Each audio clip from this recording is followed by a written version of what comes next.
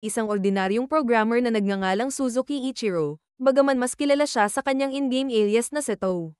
Bagamat tinatawag siyang hari ng lahat ng propesyon, ang matikman ng apat na salitang maningning na tagumpay ay hindi ganoon kadali. Tulad ng karamihan, ibinenta rin niya ang sarili sa kapitalismo, kailangan pang magtrabaho kahit linggo. Isang araw, ang isa sa mga bagong kasamahan ni Suzuki ay hindi kinaya ang pressure at nag-leave. Kaya napilitan siyang seluhin lahat ng naiwan nitong trabaho.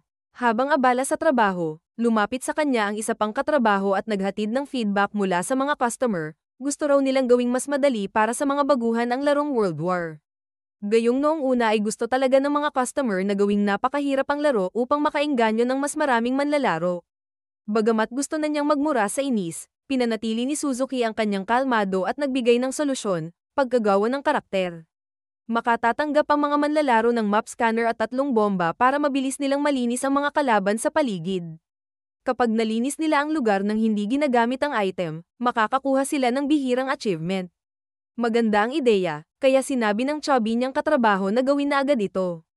Pero abala si Suzuki sa pag-aayos ng isang bug sa isang mobile game kaya hiniling niyang ang kasamahan na lang ang makipag-usap muli sa kliyente tungkol sa deadline. Habang lunch break, habang kumakain si Suzuki, bigla siyang nakarinig ng iyak ng isang batang babae. Nang tumingin siya sa paligid at wala namang ibang tao, nilapitan niya ito at tinanong. Nalaman niyang nawawala ang bata, kaya naisip niyang dalhin ito sa presinto. Ngunit bago pa man niya ito madala, dumating ang ina ng bata. Laking ginhawa ni Suzuki, at mas natuwa pa siya dahil hindi siya inakala ng ina na isang masamang tao. Pagbalik niya sa opisina, agad siyang sumabak muli sa pag-aayos ng mga bug sa laro hanggang gabi. Samantala, ang katrabaho niya ay umuwi na rin matapos manatili sa opisina ng 3 araw na sunod-sunod, baka raw kasi hiwalayan na siya ng asawa. Samantalang si Suzuki na 29 anyos na at wala pa ring nobya, piniling manatili at ibenta ang sarili sa kapitalismo hanggat kaya. Lumipas ang 3 araw, at ang mga mata ni Suzuki ay kasing itim na ng mata ng panda. Akala niya ay halos tapos na ang lahat, nang bigla siyang makatanggap ng ulat mula sa game testing team, may bug daw sa storage system ng game na siya ang may hawak. Lalo pang masama dahil ang bug ay tungkol sa item duplication, isang komplikadong issue na mahirap ayusin. Habang nagpupumilit siyang ayusin ang bug, nakatanggap siya ng email mula sa chubby niyang katrabaho.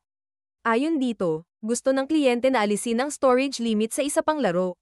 Bagamat nainis na talaga siya, kinain na lang niya ang galit at tinapos ang bagong task.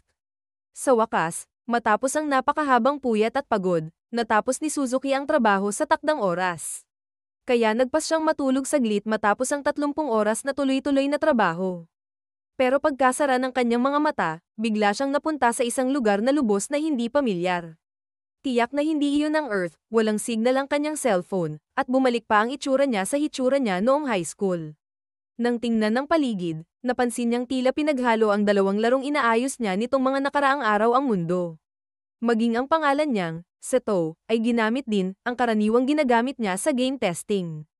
Makaraan ng ilang minuto, narinig niya ang napakaraming yabag na papalapit. Nang i-check ang kanyang skills, nakita niyang kaya niyang gumamit ng meteor shower ng 3 beses at map scan ng 1 beses, mga ideya niya para tulungan ang mga baguhang manlalaro. Gamit ang map scan, nakita niya na lahat ng mga pulang tuldok sa mapa ay mga kalaban, 300 katao na pawang level 50, habang siya'y level 1 pa lang. Kaya naisip niyang magtago imbes na lumaban. Pero kahit nagtatago siya, tinatamaan pa rin siya ng mga kalaban. Dito niya naisip kung nananaginip lang ba siya. Para malampasan ang sitwasyon, ginamit niya ang meteor shower. Ngunit tila may bug, dahil wala raw nangyari. Ginamit niya ang natitirang 2 attempt, pero ganoon pa rin. Habang nawawalan na siya ng pag-asa, biglang bumagsak mula sa langit ang daan-daang meteor, isa-isang tinatamaan ang mga kalabang mukhang ahas. Habang bumabagsak ang mga meteor, si Suzuki ay patuloy na nakakakuha ng napakaraming karanasan XP. Pagkatapos ng meteor shower, winasak ang buong paligid, pero may isang kalabang nakaligtas dahil malayo siya sa impact zone. Sa hindi maipaliwanag na dahilan, ibinato nito ang espada kay Suzuki, para labanan siya sa patas na paraan. Siyempre, wala namang karanasan sa espada si Suzuki, kaya nagulantang siya. Pero dahil sugatan na ang kalaban, binato niya ng buhangin at ng espada, at nagtagumpay siyang patayin ito. Matapos ang karanasang iyon, pakiramdam niya'y brutal ang nangyari kahit pa ito'y isang panaginip lang. Sinubukan niyang mag-log out, pero nabigo siya. Sa kabutihang palad, natutunan niya ang skill na self-healing. At nawala ang mga sugat niya. Bukod pa rito, ang level niya ay tumalon sa 310, max ang lahat ng stats niya, at pwede na niyang gamitin muli ang Meteor Shower. Gayunman, iniisip niyang baka malakas ang konsumo nito sa mana, kaya sinubukan niya muli. At tama nga, malawak at makapangyarihan ang saklaw ng pagsabog, pero sa kabutihang palad, tumataas din ang kanyang stamina habang tumataas ang level, kaya't madali siyang nakatakas sa shockwave. Napagtanto niyang magiging kontrabida siya kung patuloy niyang gagamitin ang skill. Kaya pinasya niyang huwag itong gamitin maliban sa kritikal na sitwasyon. Nang tingnan niya ang kanyang inventory, nakita niya ang water bag. Tinikman niya ito at nalaman niyang masarap ang tubig at tila walang hanggan ang laman nito. Marami rin siyang pera matapos pumatay ng mga nilalang na mukhang butiki. Habang sinusuri pa ang inventory, nakita niya ang isang balabal at agad niya itong sinuot. Pagsapit ng gabi, patuloy siyang nag-upgrade ng kanyang combat skills, ayaw na niyang maranasan muli ang napakahirap na laban na naranasan niya kanina. Kinabukasan ng maaga, nagpa siya si Seto na tumungo sa isang locus yung nakamarka sa mapa bilang kuta ng mga sundalo. Tumawid siya sa mga bundok at pagkatapos ay nagpatuloy sa paglalakad sa walang katapusang mga kagubatan. Matapos ulit-ulitin ang prosesong ito sa loob ng ilang araw, sa wakas ay narating na ni Seto ang kanyang destinasyon. Nang buksan niya ang mapa upang silipin, aksidenteng napansin niyang may higit sa 100 sundalo sa paligid. At lampas sa kanila, nakita niya ang isang wyvern. Nagpasya siyang tumalon pataas upang mas makita ito ng maayos, ngunit laking gulat niya nang biglang lumipad papunta sa kanya ang wyvern at sumalpok sa kanya. Gayunpaman, hindi siya nasaktan sa pagkakahulog dahil napakataas na ng kanyang level. Kumuha siya ng bato at inihagis ito sa wyvern, tumama ito sa pakpak at nagkaroon ng malaking butas. Sa sobrang sakit, tumakas ang wyvern, ngunit sa hindi inaasahan, nagtungo ito sa direksyon ng mga sundalong nakita niya kanina. Iniisip na kasalanan niya ito. Hinabol ni Seto ang wyvern upang alamin ang sitwasyon. Totoo ngang nagtagpo ang magkabilang panig at ngayon ay nagtutulungan ng mga sundalo upang talunin ito. Dahil hindi niya maintindihan ang wika nila, ini-upgrade ni Seto ang kanyang translation skill, kaya naunawaan niya na ang komandante ay nagbibigay ng mga utos sa kanyang mga tauhan. Kahit mahusay ang koordinasyon ng mga sundalo, hindi tumatagos ang kanilang mga pana sa kaliskis ng wyvern. Naitamba nila ito upang saktan, ngunit walang epekto, hindi man lang ito nasugatan. Ipinag-utos ng komandante na gamitin ni Hina ang kanyang magic upang i-immobilize ang wyvern. Ngunit na-reflect pabalik sa kanya ang kanyang magic, dahilan upang siya'y matalsik. Nang makita ito, tumalon si Seto sa ere at ginawang bayani ang sarili upang iligtas si Hina. Nang magkamalay si Hina, takot na takot siya nang mapansing nasa napakataas siyang lugar. Kaya agad na tumalon si Seto palayo sa lugar na iyon, na lubos na ikinagulat ng dalaga. Pagkatapos nilang makarating sa isang mas ligtas na lugar, taos-pusong nagpasalamat si Hina kay Seto. Dahil sa ekspresyon niya, iniisip ni Seto na kung nangyari ito noong high school niya, baka na-inlove siya agad kay Hina. Nagpakilala si Seto bilang Seto, at maayos na nagpakilala si Hina pabalik, at sinadyang binanggit na siya'y single pa. Habang nag-uusap sila, biglang dumaan ang isang palasong muntik nang tumama sa mukha ni Seto. Isa sa mga kasamahan ni Hina ang bumaril, akala'y dinukot siya. Nang sabihan sila ni Hina na kumalma, nagkaroon ng pagkakataon si Seto na magpaliwanag. Sinabi niyang isa siyang mangangalakal. Ngunit duda pa rin sila sa pagkakakilanlan niya dahil kakaunti lang ang dala niya. Kaya't nagkunwari si Seto at nagkwento na tumakbo ang kanyang karwahe matapos tamaan ng meteor shower kanina. Hindi pa rin siya pinaniwalaan ng mga babae dahil kung totoo raw iyon, dapat ay tumakbo siya sa kabaligtarang direksyon. Ipinaliwanag ni Seto na bumisita siya sa puntod ng isang taong tumulong sa kanyang ama, na nakalibing sa kuta ng mga sundalo, at doon niya naranasan ang meteor shower habang sinusubukang habulin ang karwahe. Nang hingan siya ng dokumento, sinabi niyang naiwan niya ito sa kanyang coat sa karwahe. Dahil sa kanyang galing sa pagsisinungaling at persuasion skill, napaniwala rin niya ang mga ito. Sa huli, pinayagan si Seto na makapasok sa lungsod upang gumawa ng bagong dokumento.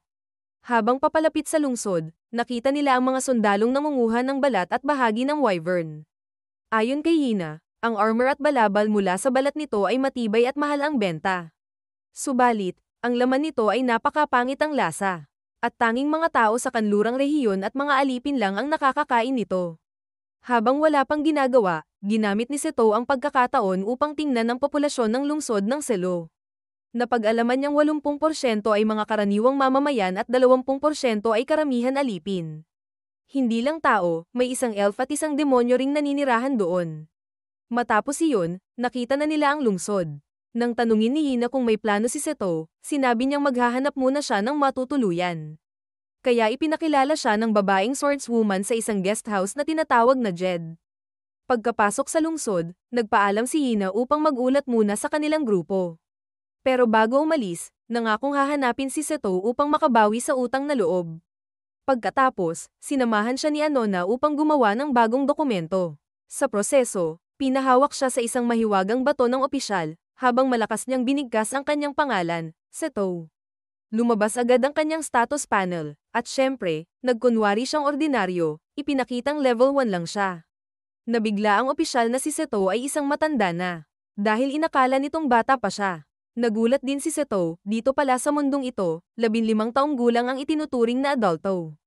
Para makuha ang permit, isang silver coin lang ang kailangan niyang bayaran, at dahil nailigtas niya ang buhay ni Hina, na-waive ang merchant tax. Binigyan siya ng selyo na nagsilbing visa lang ito ng 10 araw.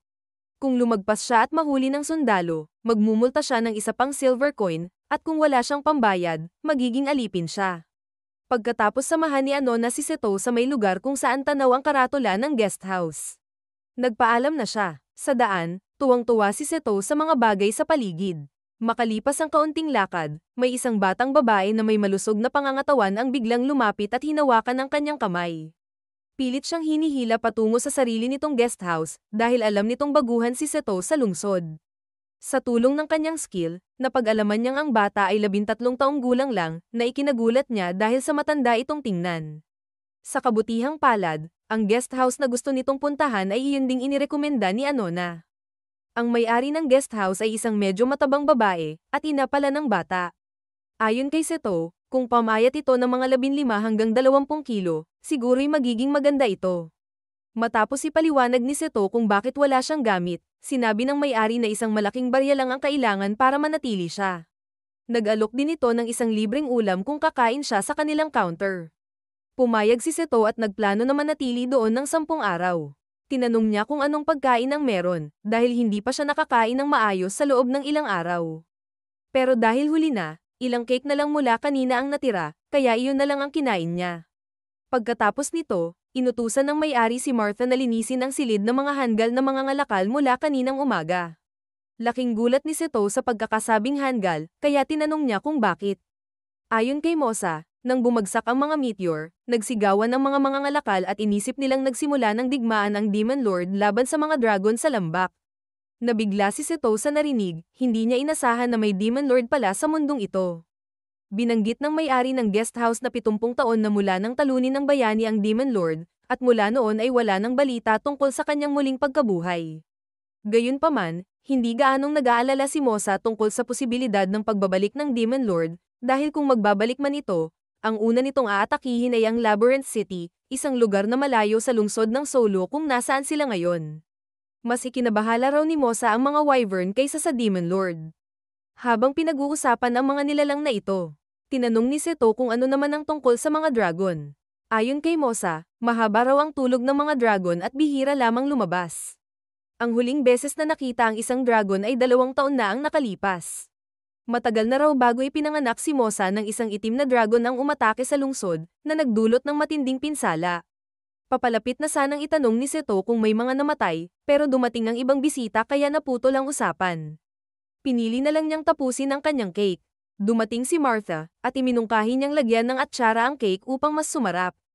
Habang may libreng oras si Martha, tinanong siya ni Seto kung saan makakabili ng ready-made na damit.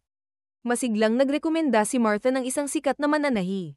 Habang nakikinig si Seto, nakatuon ang tingin niya sa isang direksyon, kaya nang mapansin ito ni Martha at libre rin siya, nag-alok na siyang samahan si Seto.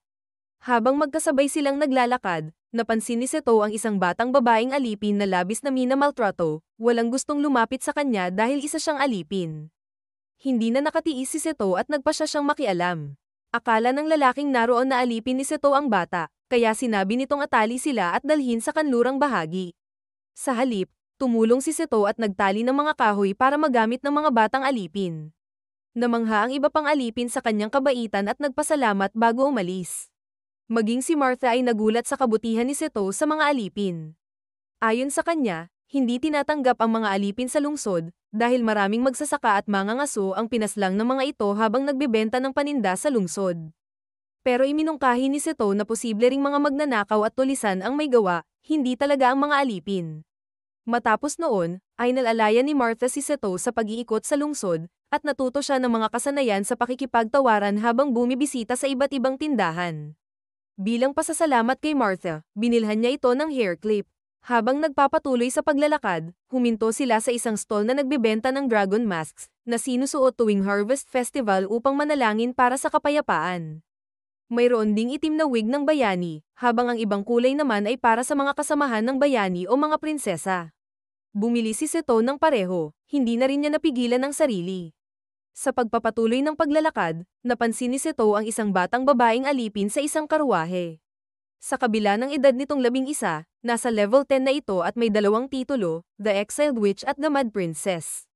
Pagbalik niya sa guest house, nakilala niya ang isang babaeng nagngangalang Yuni, na nagtatrabaho roon bilang part-timer.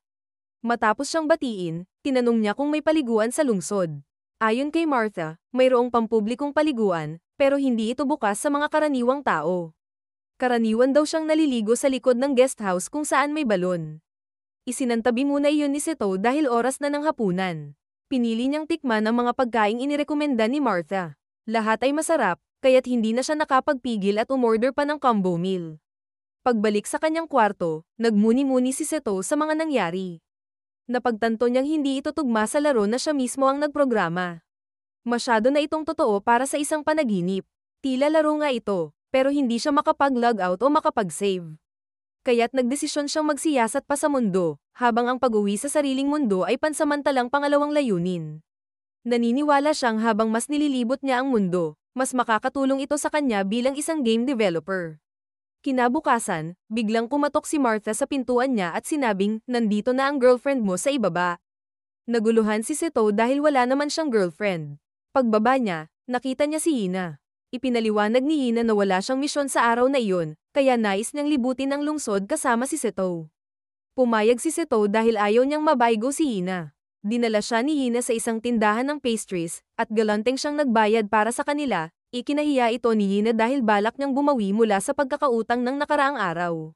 Para kay Seto, natural lang ito dahil tumulong si Hina sa paglibot sa lungsod. Matapos kumain, dumalaw sila sa iba't ibang tindahan para subukan ng iba't ibang klase ng pastry. Isa sa mga ito ay ang fried dragon wings, na ang totoo ay pakpak ng paniki. Habang pupulutin na ni Hina ang pagkaing iyon, nabundol siya ng isang batang lalaki, at natalsikan ng mantika ang blouse na hiniram pa niya sa kanyang ina. Biglang may isang batang babae na nag-alok ng tulong gamit ang magic. Dahil wala nang ibang opsyon, pumayag silang paalalay sa kanya. Pagkapasok sa isang eskinita, ginamit ng bata ang water magic upang linisin ang mantsa. Bukod sa malinis na ang blouse ni Hina, pati ang salamin ni Seto ay nalinis. Nang matuyo ang damit ni Hina gamit ang wind magic, saka lamang naglakas loob si Seto na lumingon pabalik. Pagkalabas nila ng eskinita, tinanong ni Seto si Hina kung paano siya nagre-recite ng spells. Sa pakikinig niya, para raw itong nag-rap. Sa karagdagang pag-uusap, nalaman niyang 3 taon pa lang siyang seryosong nag-aaral ng magic. Gayunman, mula pagkabata, pinalaki siya ng kanyang mga magulang upang maging isang magician, at pinabasa siya ng mga comics tungkol sa kasaysayan ng mahika. Na-enjoy ni Hina ang ganoong pagpapalaki, at labis siyang nasasabik sa posibilidad na makalipad balang araw. Nang tanungin si Seto kung bakit siya nag-aaral ng mahika, pabirong sinabi nito na dahil walang banyo ang inuupahang bahay niya, kaya gusto niyang gumamit na lang ng magic kaysa maligo sa labas. Napatawa si Hina sa kakaibang rason ni Seto. Sa unang pagkakataon, natawa siya ng ganon, kaya't binansagan si Seto bilang ang komedyante, pero tinawag din siyang maginoo sa paghanga niya sa pangarap ni Hina na makalipad. Maya-maya, huminto sila sa isang stall na nagbebenta ng pamahid para sa panlabas na sugat. Bumili si Seto ng isa, para kay Mosa bilang pasasalamat sa kabutihang loob nito. Tinanong ni Hina kung saan pa niya gustong pumunta. Sinabi ni Seto na gusto niyang makita ang itaas, kaya dinala siya ni Hina sa itaas ng pader ng lungsod upang damhin ang hangin at tanawin ang buong lugar. Habang doon, napansin ni Seto ang isang higanteng windmill sa malayo. Ipinaliwanag ni Hina na kung sakaling umatake ang mga wyvern, maaari itong gamitin bilang pinagmumulan ng enerhiya. Nang makita ni Hina na interesado si Seto, inihayag niyang handa siyang isama siya roon. Ngunit bago pa iyon, dumaan muna sila sa isang templo. Sa loob, nakita nila ang isang larawan ng labanan sa pagitan ng bayani at ng Demon Lord. Ayon kay Hina, ang banal na espada ay naglalabas ng bughaw na liwanag kapag hinawakan ng tunay na bayani. Nagtanong si Seto kung pwede rin ba itong lumiwanag kung ibang tao ang humawak. Ipinaliwanag ni Hina na maaaring mangyari iyon kung kinikilala siya ng banal na espada. Biglang lumitaw ang isang madre na nagngangalang Ona at nagkomento na ang kakayahang gumamit ng isang banal na espada ay maaaring hindi palaging magandang bagay. Binanggit niya na tanging ang mga bayani na tumugon sa tawag ng Diyos ang Par-Ayon ang makakalaban sa hari ng demonyo. Pagkatapos ng kanyang sinabi, tinanong niya kung may relasyon sina Hina at Seto. Na agad ikinahiya ni Hina. Namula ito at nahirapang magpaliwanag sa gitna ng kanyang pagkapahiya. Upang mapabilis ang kanilang paglalakbay patungong hilingan ng hangin, umupa sila ng karwahe. Habang bumibiyahe, may batong nadaanan sa kalsada na naging dahilan para matisod ang gulong ng karwahe, dahilan para matamba si Hina kay Seto, isang bagay na pala ay sinadya ng kanilang tiyuhin upang mas mapalapit ang dalawa sa isa't isa. Pagkatapos nito, ipinakilala ni Hina kay Seto ang sistema ng depensa ng lungsod. Bawat tore ay may sandatang magic cannon na may matinding kapangyarihang Manaira. Subalit, isa sa mga ito ay nawasak ng isang dragon 2 taon na ang nakalilipas. Mabuti na lamang at maliit lang ang dragon, kaya't kaunti lang ang pinsala. Ikinwento rin ni Hina na 40 taon na ang nakararaan, ang panlabas na pader ng lungsod ay lubusang winasak ng isang itim na dragon. Sa puntong ito, nagtanong si Seto kung may kinalaman ang hari ng demonyo sa insidenteng iyon. Ayon kay Hina, depende iyon sa uri ng mga nilalang. Ang pinaka-nakakatakot ay ang mga hari ng demonyo na may mataas na talino at ginagamit ito upang kontrolin ang mga tribo ng demonyo. Ang mga demonyo ay maaari lamang mapinsala gamit ang mahika o mahiwagang kagamitan. Bigla silang nakakita ng isang malaking pulutong na nakikinig sa isang pari na naglalabas ng sermon tungkol sa mga tagasunod ng hari ng demonyo. Ayon sa pari, ang mga agent ay mga nalalabing miyembro ng mga tribo ng demonyo at dapat silang parusahan upang makamit ang kabutihan. Hindi na kinaya ni Hina ang nakita kaya't agad siyang sumugod upang pigilan ang ginagawa. Samantala, gamit ang kakayahang appraisal, natuklasan ni Seto na ang mga babaeng agent ay hindi alipin ng paring nagsesermon, kundi pagmamayari ng isang lalaking mukhang daga na nakaupo sa di kalayuan at tahimik na nanunood. Ang kanyang mga kasabwat ay nakihalo sa pulutong at pinupukaw ang galit ng mga tao. Habang pinoprotektahan ang mga agent, isa-isang pinabagsak ni Seto ang mga kasabwat ng palihim. Sa mga sandaling iyon, dumating ang isa pang pari mula sa ibang templo at ipinagtanggol si Hina, na nagpalala sa sigawan at sagutan ng magkabilang panig. Habang nag-e-enjoy sa kaguluhang kanyang nilikha, biglang lumitaw si Seto at bago pa makagalaw ang lalaking mastermind, sinipa niya ito ng malakas sa tiyan. Dinala niya ito sa harap ng mga tao at isinapubliko ang kanyang mga kalokohan, nagpapautang ito ng mga alipin at nagbebenta ng mga karaniwang bato bilang sagradong bato, upang makapanloko ng pera mula sa mga tao. Habang pinag-uusapan ng mga tao kung isa ba itong kasapi ng tribo ng demonyo, natuklasan nilang totoo nga. Naalala ni Seto na may nadetect siyang isang kasapi ng tribo ng demonyo nang siya ay dumating sa lungsod. Habang nagtakbuhan ng mga mamamayan, hindi makagalaw ang tatlong agent dahil kapag kumilos sila ng walang utos mula sa kanilang amo, sila ay sasakal ng mga kwintas nilang pambihag. Ngunit nang mapatay ng demonyo ang kanilang amo, nawalan na sila ng ganitong limitasyon. Sinamantala ito ni Seto at agad silang pinalaya mula sa kontrol. Biglang nagbato ng isang dark magic spell ang demonyo, at habang lumalapit si Hina kasama ang mga sundalo upang tumulong, sila ay nadamay sa spell at nahigop kasama si Seto. Pagkagising, nakita ni Seto ang sarili sa isang kuweba kasama ang tatlong agent.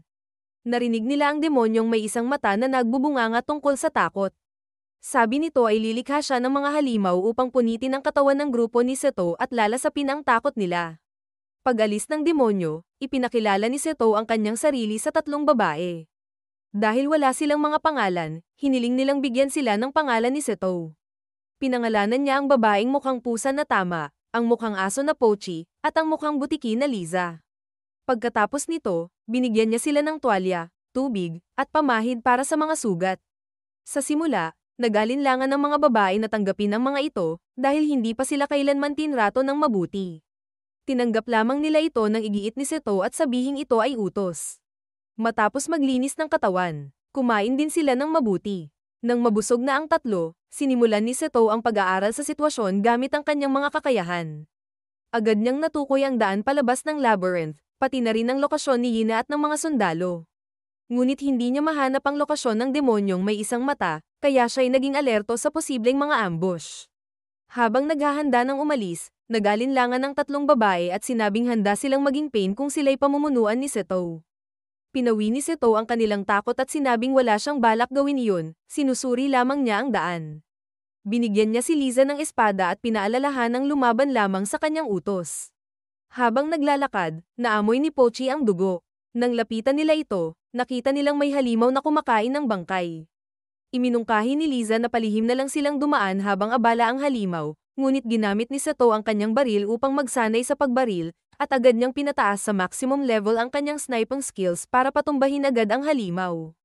Namangha ang tatlo at naging interesado sa kanyang baril. Ipinaliwanag ni Seto na ito ay isang mahiwagang sandata at iniutos sa kanilang huwag itong ipagsabi kanino man. Gamit ang mga parte ng halimaw, gumawa si Seto ng sibat at ibibigay na sana ito kay Liza nang mapansin niyang hinahanap nito ang core ng halimaw, isang mahalagang bagay. Iminungkahi niyang itabi iyon para sa halaga. Isinauli ni Liza ang espada kay Tama. Sunod, ginamit ni Seto ang kanyang baril upang wasakin ang mga tanikala ng mga babae. Nabigla sina Tama at Pochi sa biglaang putok, kaya agad humingi ng paumanhin si Seto at hinimok silang sundan siya palabas ng laberinto. Bagamat nakapatay na sila ng maraming halimaw, hindi pa rin tumaas ang lebel ng tatlong babae. Sa puntong iyon, naisip ni Seto ang isang plano. Inutusan niya si Tama na mamulot ng mga bato. Sa susunod nilang makasalubong na halimaw, sinugatan lamang ito ni Seto at inutusan si Tama na batuhin ito habang si Liza naman ang sumibat. Pagkatapos, tinapos ni Seto ang halimaw. Sinabi niyang manatili sina Tama at Liza upang kolektahin ang core ng halimaw habang siya at si Pochi ay uulit sa parehong taktika. Ngunit sa pagkakataong ito, natakot si Pochi at tumakbo matapos maghagis ng bato. Sinundan siya ni Seto at natagpuan ang dalawa pang kasama. Pagkalma, humingi agad ng paumanhin si Pochi kay Seto. Hindi nagalit si Seto sa kanyang pagtakbo, ang ikinabahala niya ay ang posibilidad na mamatay siya kung patuloy siyang matataranta. Pagkatapos noon, inulit nila ang taktika ng maraming beses. Makalipas ang ilang laban, umabot na si Tama at Pochi sa level 5, habang si Liza naman ay level 6. Nang mapansing pagod na ang tatlo, inutusan ni Seto na magpahinga sila at binigyan ng pagkain upang mabilis makabawi ng lakas. Sinabi ni Seto na matulog sila ng maayos, ngunit tumanggi si Liza, kaya kinailangan niyang gumamit ng mahigpit na tono upang mapilit siyang magpahinga. Siya na lang ang magbabantay. Matapos makapagpahinga, ipinagpatuloy nila ang paglalakbay at muling nakalaban ng maraming halimaw. Sa bandang huli, natagpuan nila ang isang lumang bahay at pumasok dito upang kumuha ng mga kailangang gamit. Hindi nagtagal pagkatapos ng kanilang tagumpay, nagawang patumbahin ng tatlong Beast Girls ang isang halimaw ng sila lamang. Bilang pagdiriwang, nagsalo sila sa masarap na inihaw na palaka. Pagkatapos mabusog, sabay-sabay silang naligo, at pagkatapos maligo ay natulog ulit upang ganap na makabawi ng lakas. Pagbalik nila sa paglalakbay, nakasalubong nila ang isang level 10 slime. Sinubukan ni Seto na gamitin ang fireball para ito'y patumbahin, ngunit nabigo. Sa sandaling iyon, nagbigay ng suhestyon si Liza, targetin ang core ng slime upang ito'y mamatay. Kasunod nito, napansin ni Tama na may kakaiba sa pader sa likod ng slime. Nang siyasatin ito ni Seto, nadiskubre niyang may daanan pala sa likod ng pader. Ngunit bago pa man siya makatapos sa pagsusuri, biglang lumitaw ang isang level 40 na lobo at agad na sumugod kay Seto, na siyang pinakamalapit sa kanya. Mabilis na nagpa-activate si Seto ng bitag sa likod ng pader, kaya't nahulog ang lobo pababa. Habang nagpapatuloy sa paglalakad, nakakita sila ng tatlong kakon ng gagamba na may mga taong buhay sa loob. Inutusan ni Seto ang tatlong babae na tulungan ang mga nakakulong. Ang unang niligtas ay isang maharlika, na nangakong gagantimpalaan si Seto. Ang pangalawa ay isang slave trader. Ang pangatlo ay ang binatang dati ng namahiya kay Pochi. Ayaw nitong mahawakan ni Pochi, kaya't humiling itong ipasa na lang sa kanya ang kutsilyo. Dahil dito, inutusan ni Seto si Pochi na umiwas at huwag pansinin ang binata. Naiinis ang maharlika sa ingay nito kaya't nagbanta siyang paalabin ito sa lugar mismo, kahit hindi pa bumabalik ang halimaw. Habang naglalakad, nakarinig ng labanan sa unahan sina Pochi at Tama, Kaya agad silang pinayuhan ni Seto na manatiling malapit sa kanya habang siya ang magbibigay ng direksyon kung paano sila tutulong. Ngunit hindi sumunod si Somaro sa mga tagubilin ni Seto. Sa halip, sinubukan nitong patunayan ang sarili. Bilang resulta, hindi lamang siya nabigong talunin ng isang mababang antas na slime, kundi nakaranas pa siya ng kahihiyan nang iligtas siya ni Pochi at Tama. Dahil sa tulong ng grupo ni Seto, nakabawi ang mga sundalo at naagapan ang kaguluhan. Hindi makita ni Seto si Zina, kaya't hinanap niya ito at natagpo ang nakagapos. Agad niya itong pinalaya at niyakap siya ni Zina bilang pasasalamat. Ngunit saglit lang ang matamis na sandali, dumating si Ona at iginiit ang pangangailangan na unahin ang pagwasak sa mga demonyo. Nang tanungin siya ng isang mangkukulam kung paano niya alam ang kahinaan ng mga demonyo, sumagot si Seto na kay Liza niya ito nalaman. Labis na nasaktan si Zina sa narinig, dahil ibang babae ang binanggit ng lalaking gusto niya. Pagkatapos ng labanan, gamot ni Ona ang mga sugat ng lahat. Naka-recover din ang damdamin ni Zina nang malaman niyang si Liza pala ang Beast Girl na nakilala niya sa plaza. Habang naghihintay ang lahat na mabuksan ng mga sundalo ang bakal na pinto, muling napansin ni Tama ang isang bahagi ng pader na may nakatagong lagusan, na konektado sa lugar kung saan itinulak ni Seto ang lobo kanina. Sa mismong sandaling iyon, nagpanik ang mga sundalo matapos makita ang isang treasure chest. Ngunit sa halip na yaman, isang demonyo na may iisang mata ang laman nito. Upang mapatay ang halimaw, humiling ang Maharlika na bigyan siya ng oras upang mag-cast ng spell. Ngunit narinig ito ng demonyo at gumamit ng stone magic para sirain ang kanilang depensa, pagkatapos ay gumamit ng soundwave magic upang bigyan ng guni-guni ang lahat ng sundalo. Dahil dito, nagkita-kita ang mga sundalo bilang kalaban. At napilitan si Seto na patulugin ang lahat isa-isa. Nang matapos ng Maharlika ang kanyang spell, sinubukan niyang sirain ang demonyo, ngunit wala itong epekto, ay miyan ng demonyo sa Mahika. Nakita ni Seto na siya na lamang ang nakakalaban, ngunit biglang muling lumitaw ang lobo mula kanina at hinanap siya. Inisip ni Seto ang isang plano, hinayaan niyang itulak siya ng lobo pababa sa lagusan. Sa isang tagong lugar, kumuha siya ng isang banal na espada mula sa inventaryo, at madali niyang napatay ang lobo. Ngunit dahil hindi siya kinikilala ng espada, nasaktan siya sa paggamit nito. Kaya't isinantabi muna niya ito hanggang sa tuluyang tanggapin siya. Samantala, hirap pa rin si Zina at ang mga sundalo sa pakikipaglaban sa demonyo. Sa puntong iyon, lumitaw si Seto sa ibang anyo, gamit ang peluka at maskara na binili sa pamilihan. Sa kanyang tulong, nakakita ng pagkakataon ng mga mago upang masugatan ang demonyo. Nagising sina Tama, Pochi, at Liza, at bagamat hindi nila nakikita si Seto. Naamoy nila siya. Ayaw nitong matuklasan ang kanyang pagkatao, kaya't agad niyang pinaslang ang demonyo. Ngunit bago ito tuluyang mamatay, lumikha ito ng summoning circle. Tinangka ni Seto na pigilan siya, ngunit napigilan siya ng demonyo at nakasapat ang oras upang masummon ang kanyang master, isang alagad ng hari ng demonyo. Pagdating ng mas malakas na demonyo, inabsorb niya ang one-eyed demon bilang gantimpala, at lalong lumakas ito. Wala nang ibang pagpipilian si Seto kundi muling gamitin ang banal na espada. Nang makita ng demonyo ang espada, inakala niyang isa siyang bayani, kaya't pinatibay nito ang sarili upang hindi mapinsala. Ngunit dahil hindi buong-buo ang kontrol ni Seto sa espada, nahirapan siyang gamitin ito. Plano sana niyang gamitin ang Meteor Rain, pero masikip ang lugar. Habang nilalabanan ng halimaw, tumulong din ang iba, kahit kaunti lang ang pinsala, naging epektibo pa rin ang mga mahika. Dahil dito, naalala ni Seto ang sinabi ni Zina. Kaya maximize niyang ginamit ang fireball. Isinantabi ang espada, at gumamit ng baston para mag-cast. Laking gulat niya nang masaktan ng todo ang halimaw, isang simpleng spell lang ito, ngunit inakala ng lahat na high-level magic ito. Sa sandaling iyon, naalala ni Seto ang katotohanan ng mundong ito, tanging ang bayani lang ang maaaring gumamit ng buong kapangyarihan ng banal na espada. Kahit hawak niya ito, wala siyang ganoong titulo, ngunit mayroon siyang kaparehong titulong Godslayer. Pinagsama niya ang kapangyarihang iyon at isang divine sword mula sa kanyang inventaryo. At tuluyang napaslang ang demonyo, habang nalilito pa ito sa nangyari. Pagbalik nila sa ibabaw ng lupa, masayang sinalubong si Seto ng tatlong Beast Girls. Ngunit agad nanlamig ang kanilang damdamin nang marinig nila si Seto na nagsabing hindi talaga alipin niya ang tatlo, bilang sagot sa isang sundalo. Paglampas nito, may isang lalaki na lumapit at sinabing may gustong makipagkita kay Seto. Nang tinawag ni Seto ang tatlong Beast Girls para sumama, agad silang sumaya. Sa oras na iyon, dumating si Somaro, at nagpasalamat sa tatlong Beast Girls, pati humingi ng tawad kay Pochi sa pagsipa niya dati. Pagkaalis ng binata, biglang tumakbo si Zina at niyakap si Seto. Pagkatapos ng labanan, sa wakas ay natanggap ni Seto ang titulong Bayani, salamat kay Ginoong Nidoran. Opisyal nang naging mga alipin ni Seto ang tatlong Beast Girls. Maliban sa pagtulong sa mga papeles, nais din ni Nidoran na ipakilala ang iba pang mga paninda. Mula sa isang payak na silungan, isang mahina at payat na dalagang nagngangalang Lulo ang lumabas upang batiin siya. Ang ikalawang tao ay si Arisa, na siya ring batang babae na dati nang nakita ni Seto sa lansangan. Ang lubos na ikinagulat ni Seto ay kung gaano kadaling binigkas ni Arisa ang kanyang pangalan. Dahil sa kanyang pagdududa, bumulong si Seto ng parehong pangungusap sa tainga ng dalawang babae, isang simpleng pahayag sa wikang Hapon na may gagambang nasa buhok nila.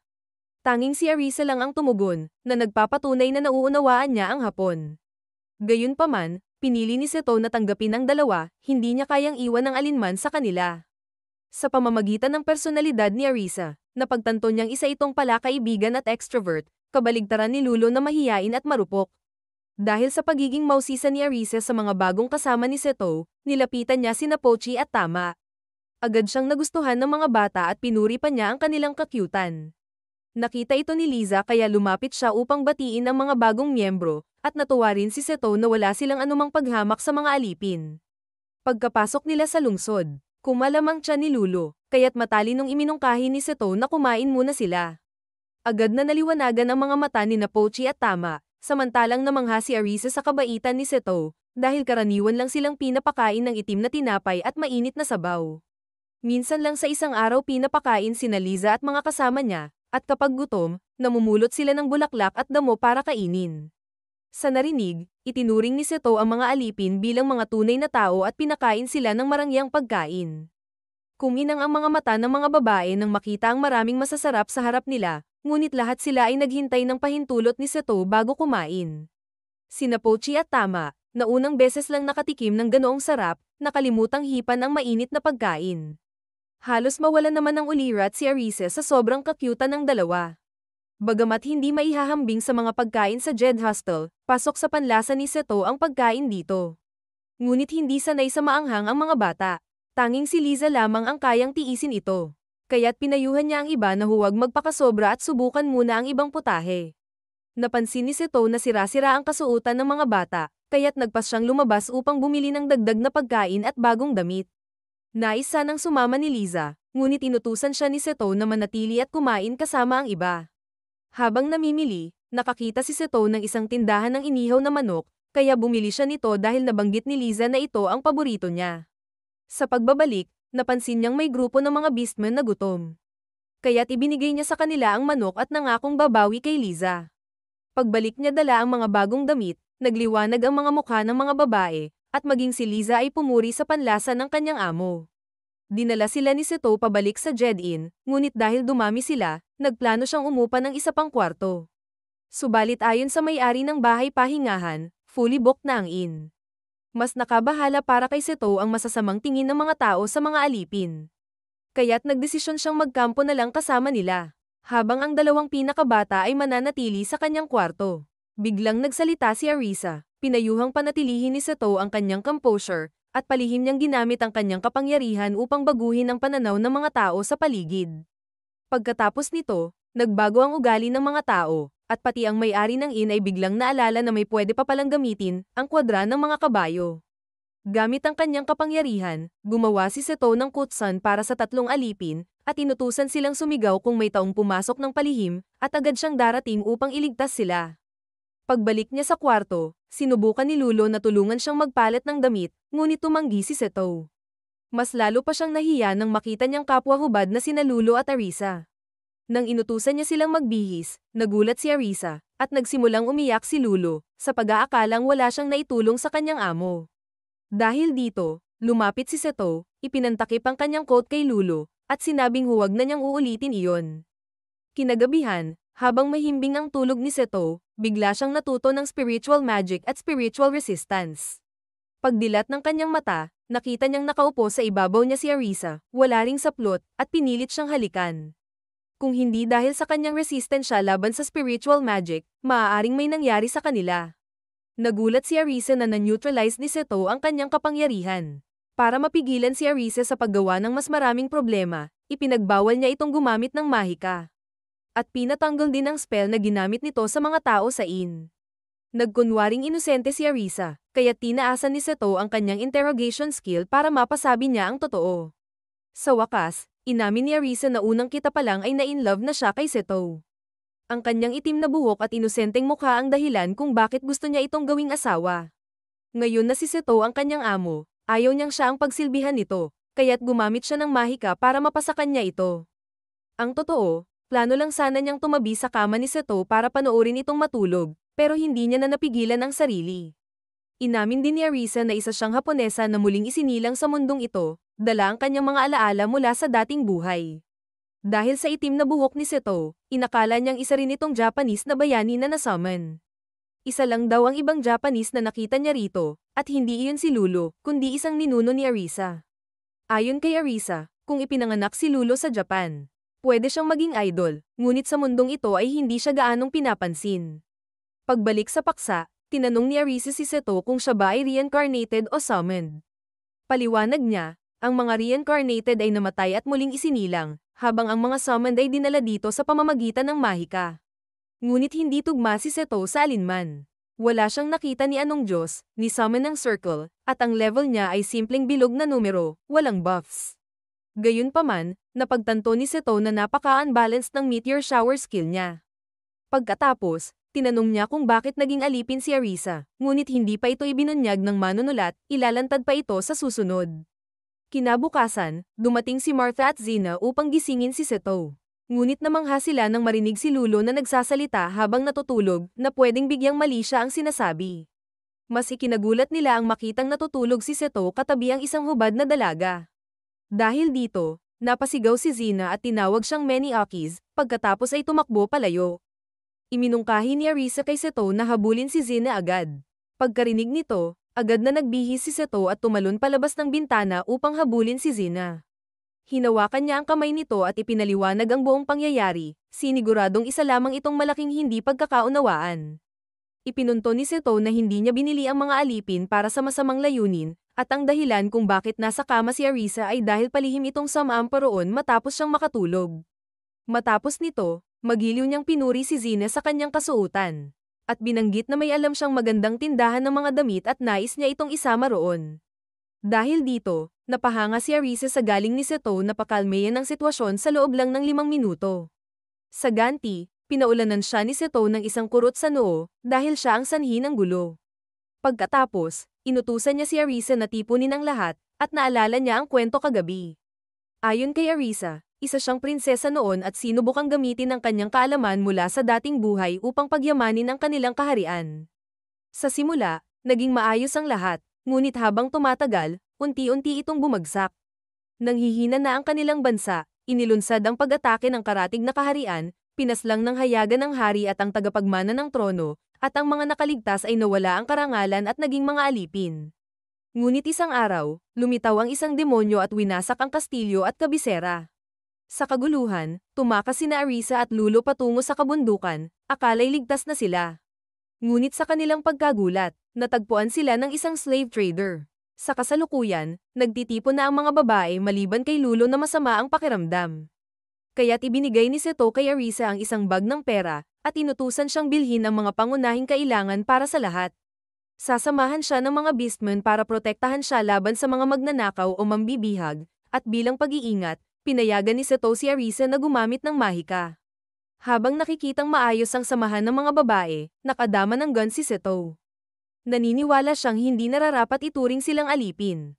Nang nag-iisa na lang sila ni Zina, tinanong siya nito kung may plano siya sa araw na iyon. Sumagot si Seto na balak niyang maghanap ng matitirahan para sa kanilang grupo. Gusto ni Zina na mapalapit sa taong gusto niya, kaya't iminungkahi niyang sumama na lang siya. Pumunta sila sa isang opisina upang makipagkita sa isang broker na nagngangalang Nati. Dahil gusto ni Seto na magsama-sama sila sa isang bahay, iminungkahi ni Nati ang Western District, hindi masyadong mahal ngunit mataas ang kriminalidad.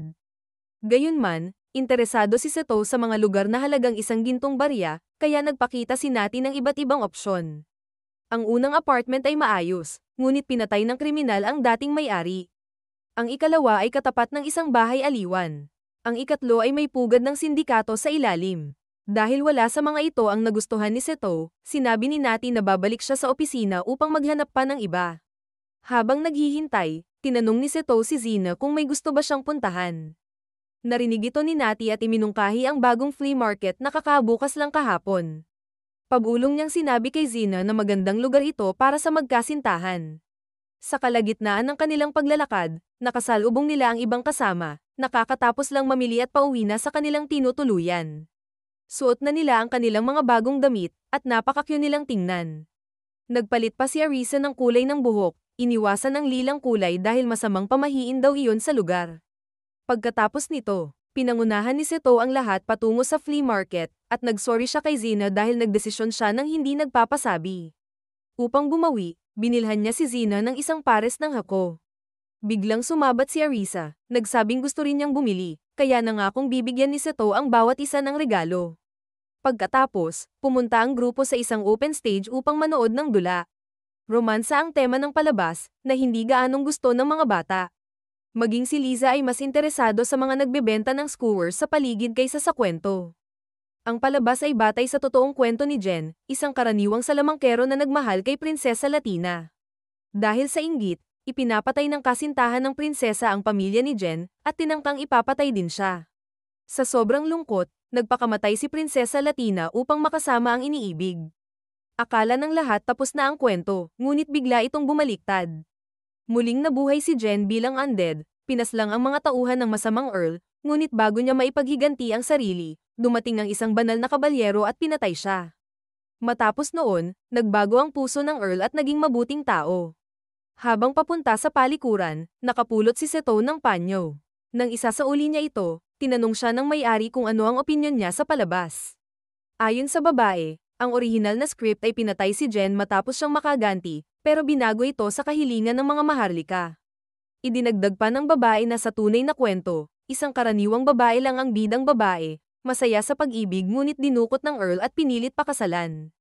Matapos magpaalam, bumalik si Seto sa grupo. Napansin niyang tanging sina Zina at Arisa lang ang taimtim na nanood ng dula, ngunit magkaiba sila ng pananaw. Para kay Arisa, dapat kinuha ng prinsesa ang espada at naghiganti, ngunit sinabi ni Zina na kasalanan din ng prinsesa ang nangyari dahil binali nito ang kasunduang kasal.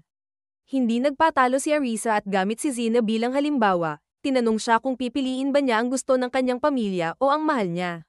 Sandaling natahimik si Zina, nalilito sa pagitan ng tungkulin at damdamin. Kaya't nakialam si Seto at pinasorry si Arisa. Upang ibahin ang usapan, nanghingi siya ng skewers na bibilhin ng mga alipin at siya ang magbabayad. Habang naglalakad sa kalye, nakasalubong nila ang grupo ni Anona, nakakagaling lang sa laban kontra sa Ant Fangs, at Bogbog sarado ang itsura.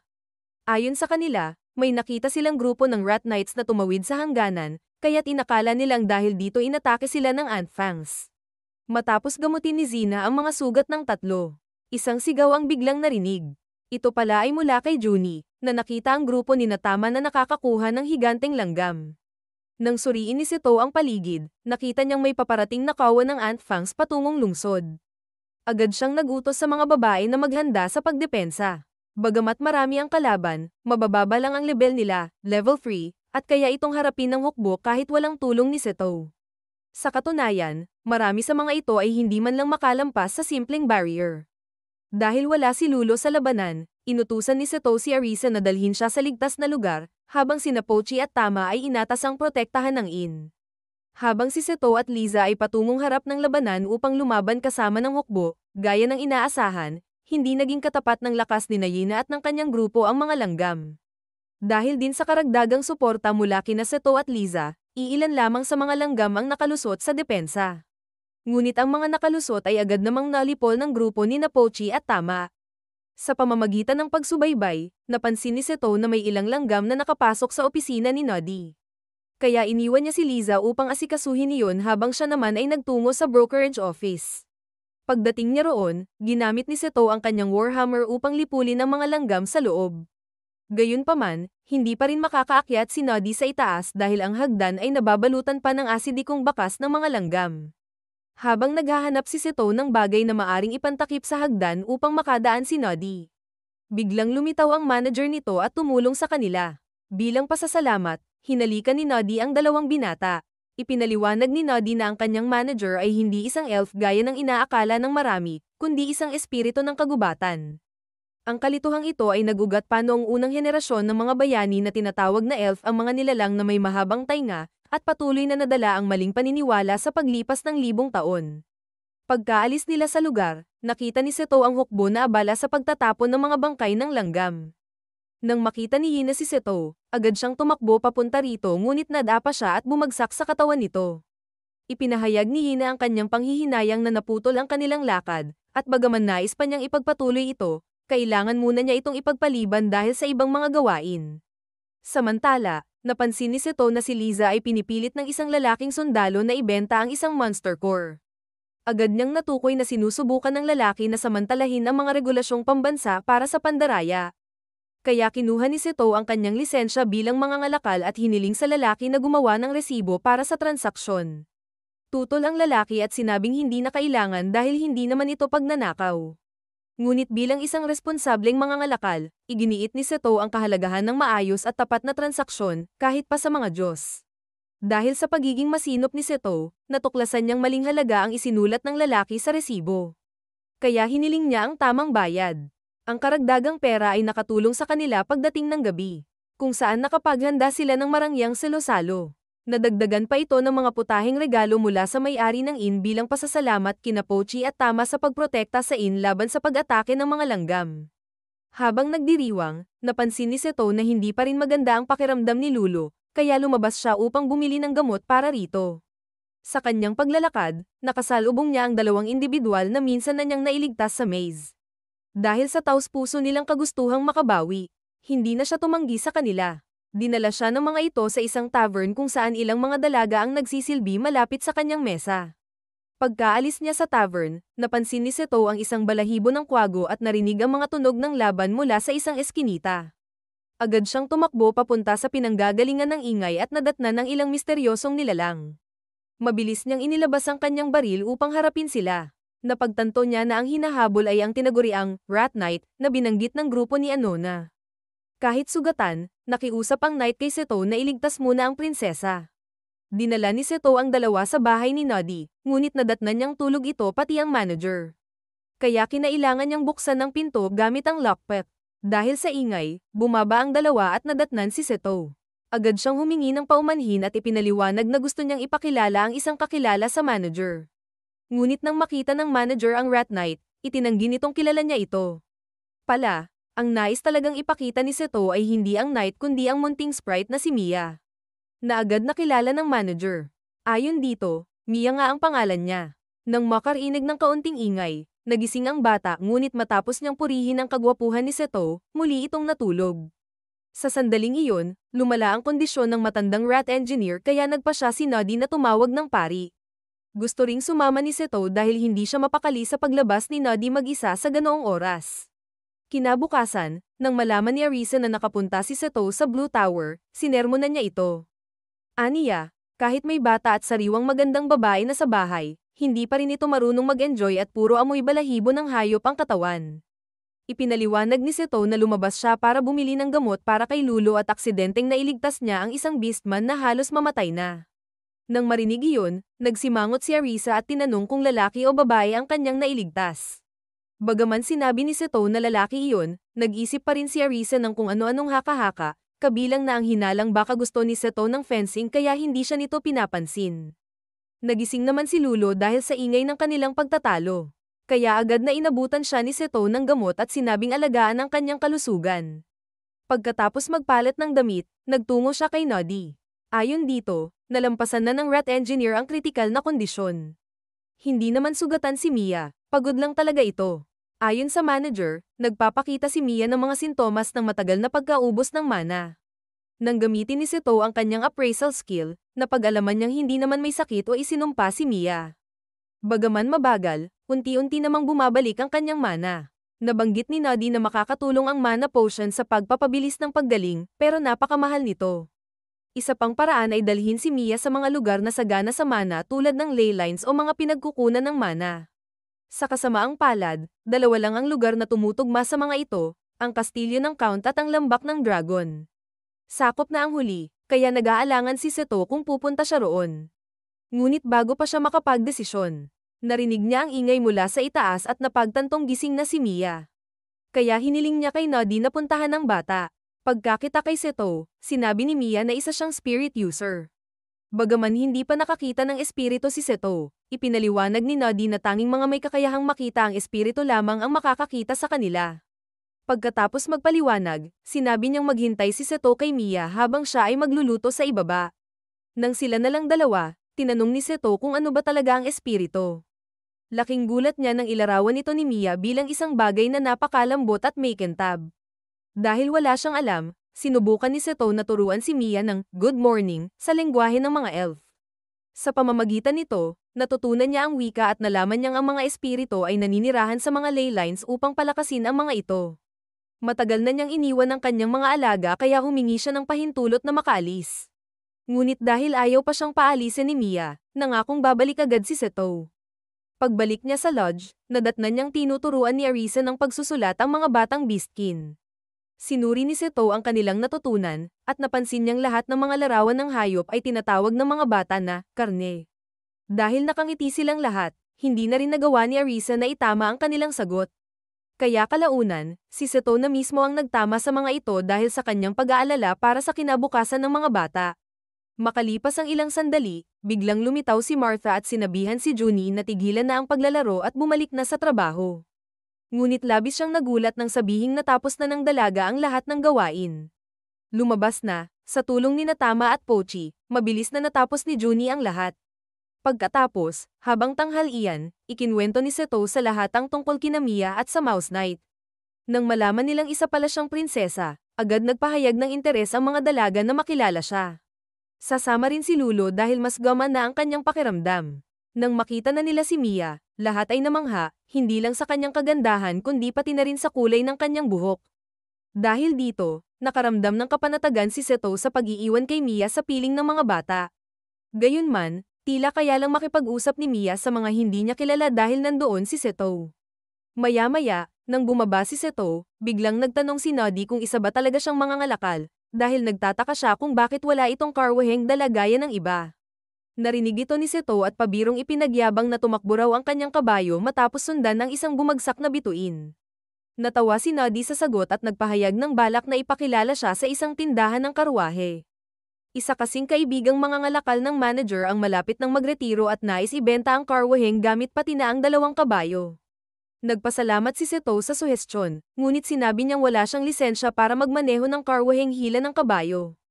Biglang nabanggit ni Lulo na may karanasan siya sa pagmamaneho nito at maaari siyang turuan. Dahil dito, agad na hiniling ni Seto kay Noddy na ipakilala siya sa nagbebenta, ikinagulat nito dahil hindi man lang siya nagtanong kung magkano.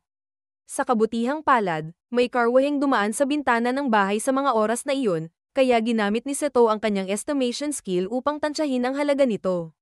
Dahil dito, nakapagmungkahi siya ng makatwirang presyo kasama na ang komisyon ni Noddy. Kinabukasan, nagkampang sina Seto at ang mga dalaga sa labas ng lungsod. Dahil sa mahusay na koordinasyon ni Arisa, mabilis nilang naihanda ang lahat.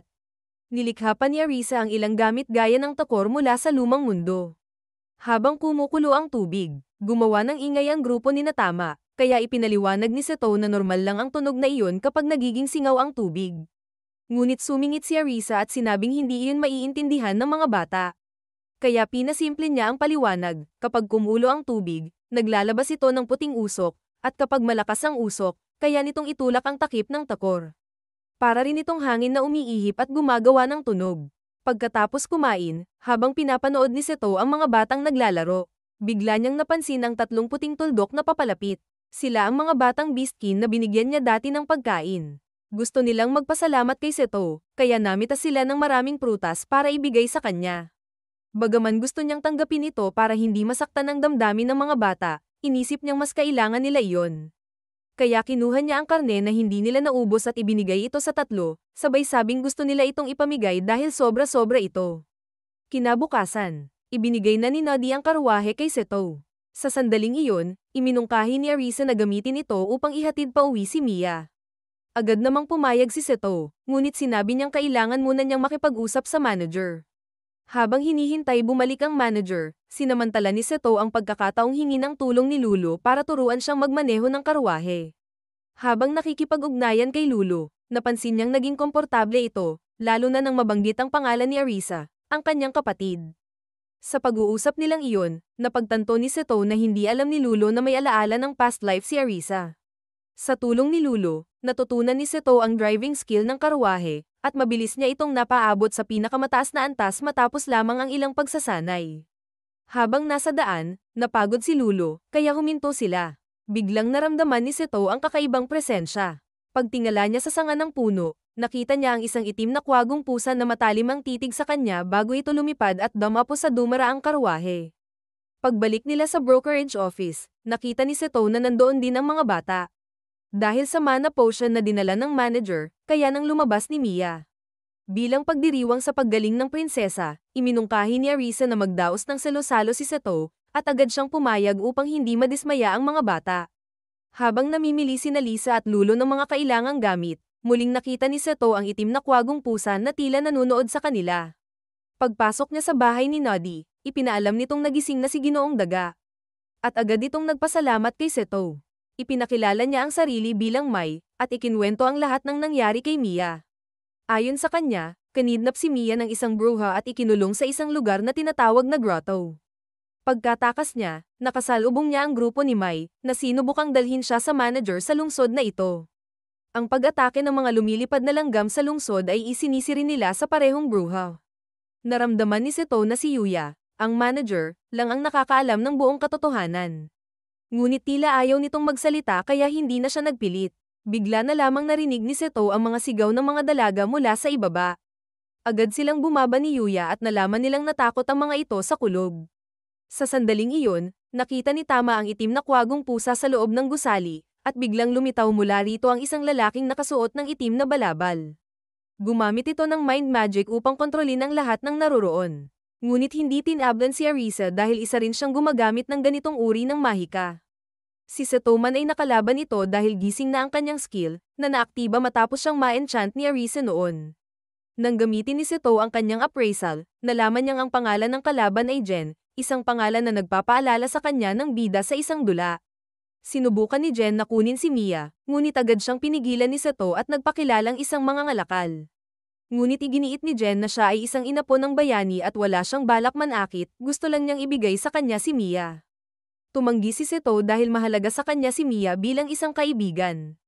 Agad siyang umatake para makakuha ng bentahe, ngunit nabigo ito at nagamit ni Jen ang aninong mahika upang kontrolin siya.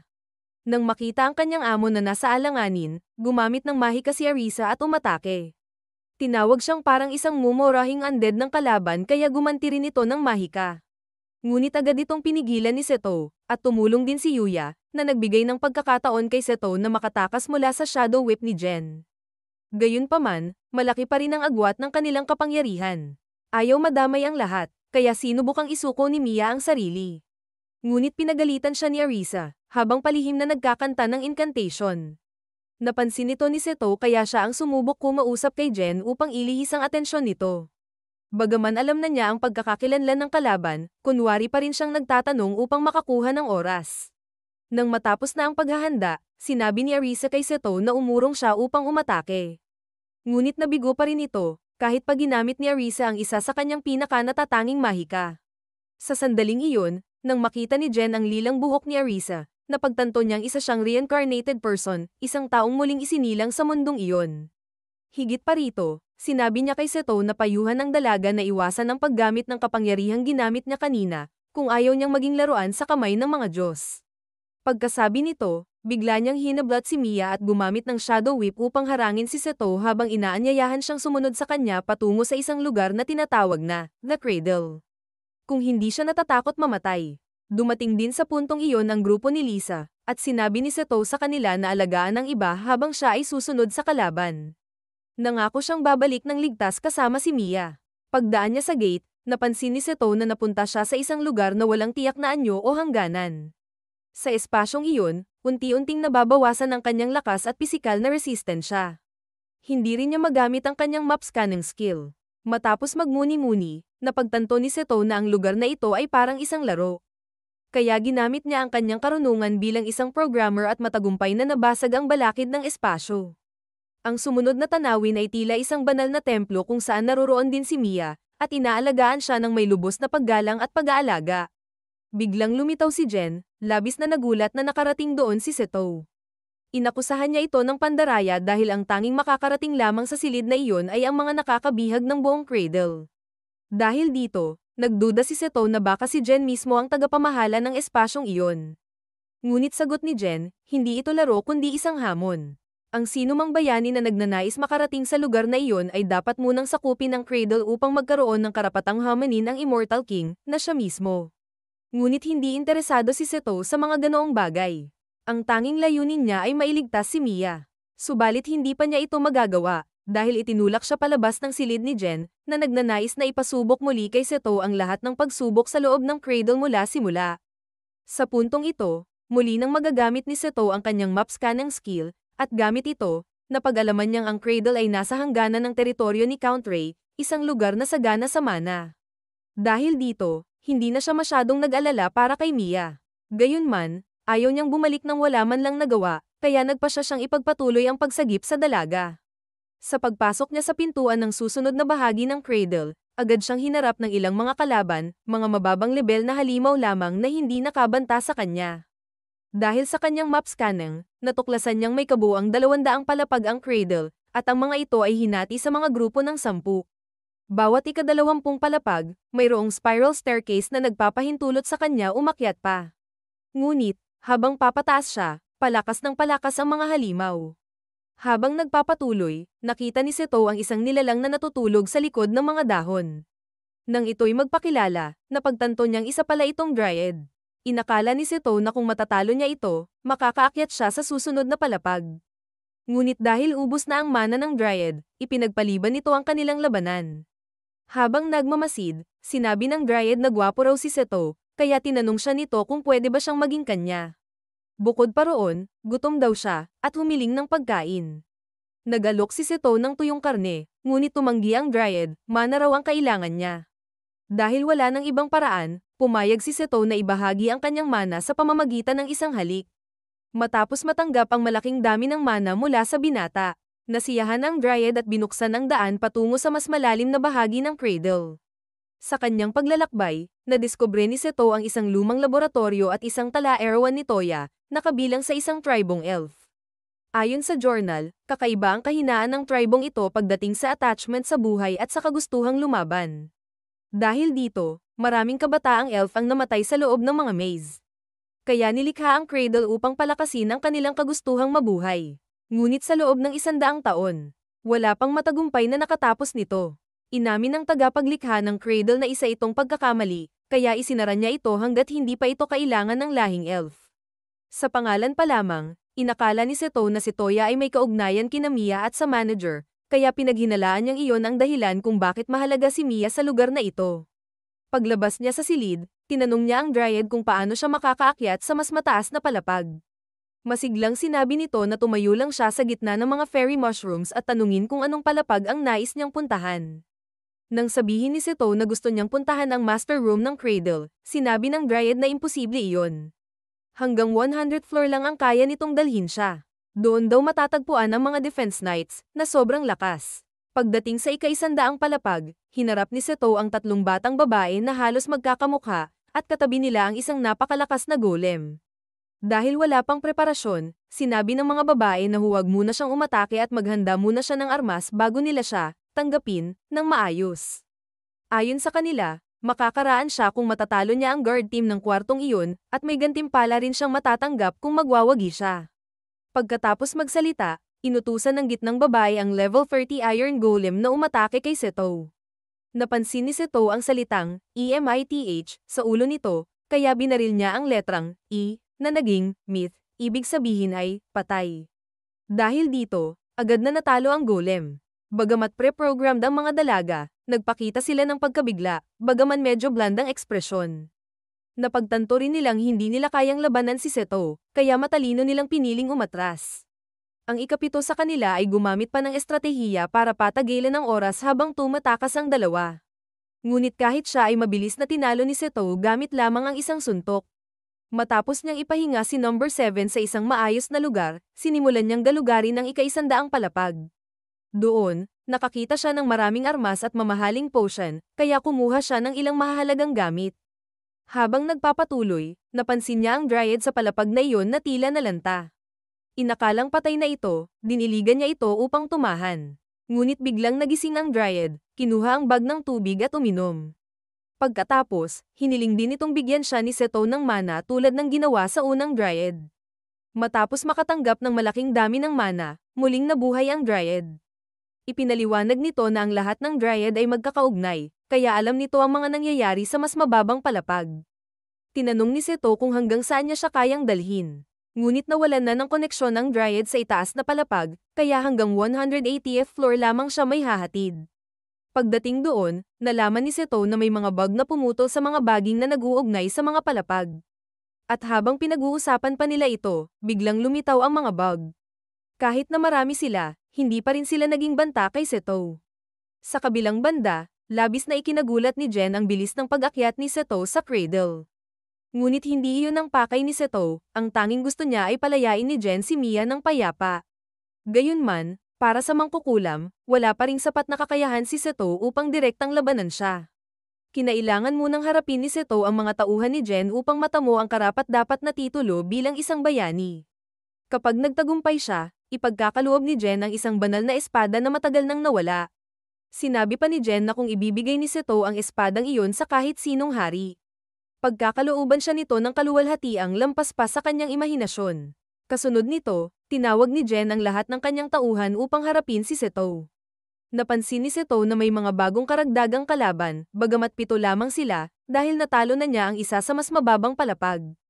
Labis ang pagkagulat ni Seto, hindi lamang pinatibay ni Jen ang kanyang mga tauhan, kundi pati rin si Seto mismo ay pinalakas. Bago pa siya makapagtanong kung bakit, umakyat na si Jen sa isang mas mataas na lugar upang panoorin ang labanan. Pagkaalis ng mangkukulam, agad na sumalakay ang mga tauhan nito kay Seto. Upang sirain ang mga golem, inilabas ni Seto ang isang sibat upang matutunan ang kakayahan nito, at agad niya itong pinataas sa pinakamataas na antas upang makatusok sa mga kalaban. Pagdating naman sa mga robotic na dalaga, ginamit lamang ni Seto ang sining ng martial arts upang mapabagsak sila. Gayunpaman, kahit ilang beses silang matamba, bumabangon pa rin sila. Nalito si Seto kaya tinanong niya ang mga dalaga kung bakit nila iniaalay ang kanilang sarili para sa isang taong turing lamang sila bilang mga pawn. Sabay-sabay nilang sinabi na iyon ang kanilang kagustuhan, at nagpatuloy sila sa pag-atake kay Seto. Matapos ang ilang ulit ng ganoong laban, napagod ang mga robot at hindi na nakatayo pa. Bago mawalan ng malay ang huling tagapagbantay, hiniling niya kay Seto na tulungan ang kanilang amo sa pagtupad ng kanyang huling hangarin. Lubos na nasiyahan si Jen sa ipinamalas ni Seto, kaya tinupad nito ang kanyang pangakong gantimpala, isang banal na espada. Pagkatapos, tinanong ni Seto kung ano talaga ang tunay na hangarin ng mangkukulam. Ayon kay Jen, nais lamang niyang makahanap ng bayani na magtatapos ng kanyang buhay. Sa kanyang nakaraang buhay, pinatay siya ng matinding kawalang katarungan. Muling isinilang siya bilang isang bata sa isang marangal na pamilya, may mabubuting kaibigan, at inakala niyang magiging maayos ang takbo ng kanyang bagong buhay. Ngunit isang araw, biglang dinukot ng isang maharlika ang kanyang asawa at pinatay siya kasama ang kanyang pamilya batay sa mga maling paratang.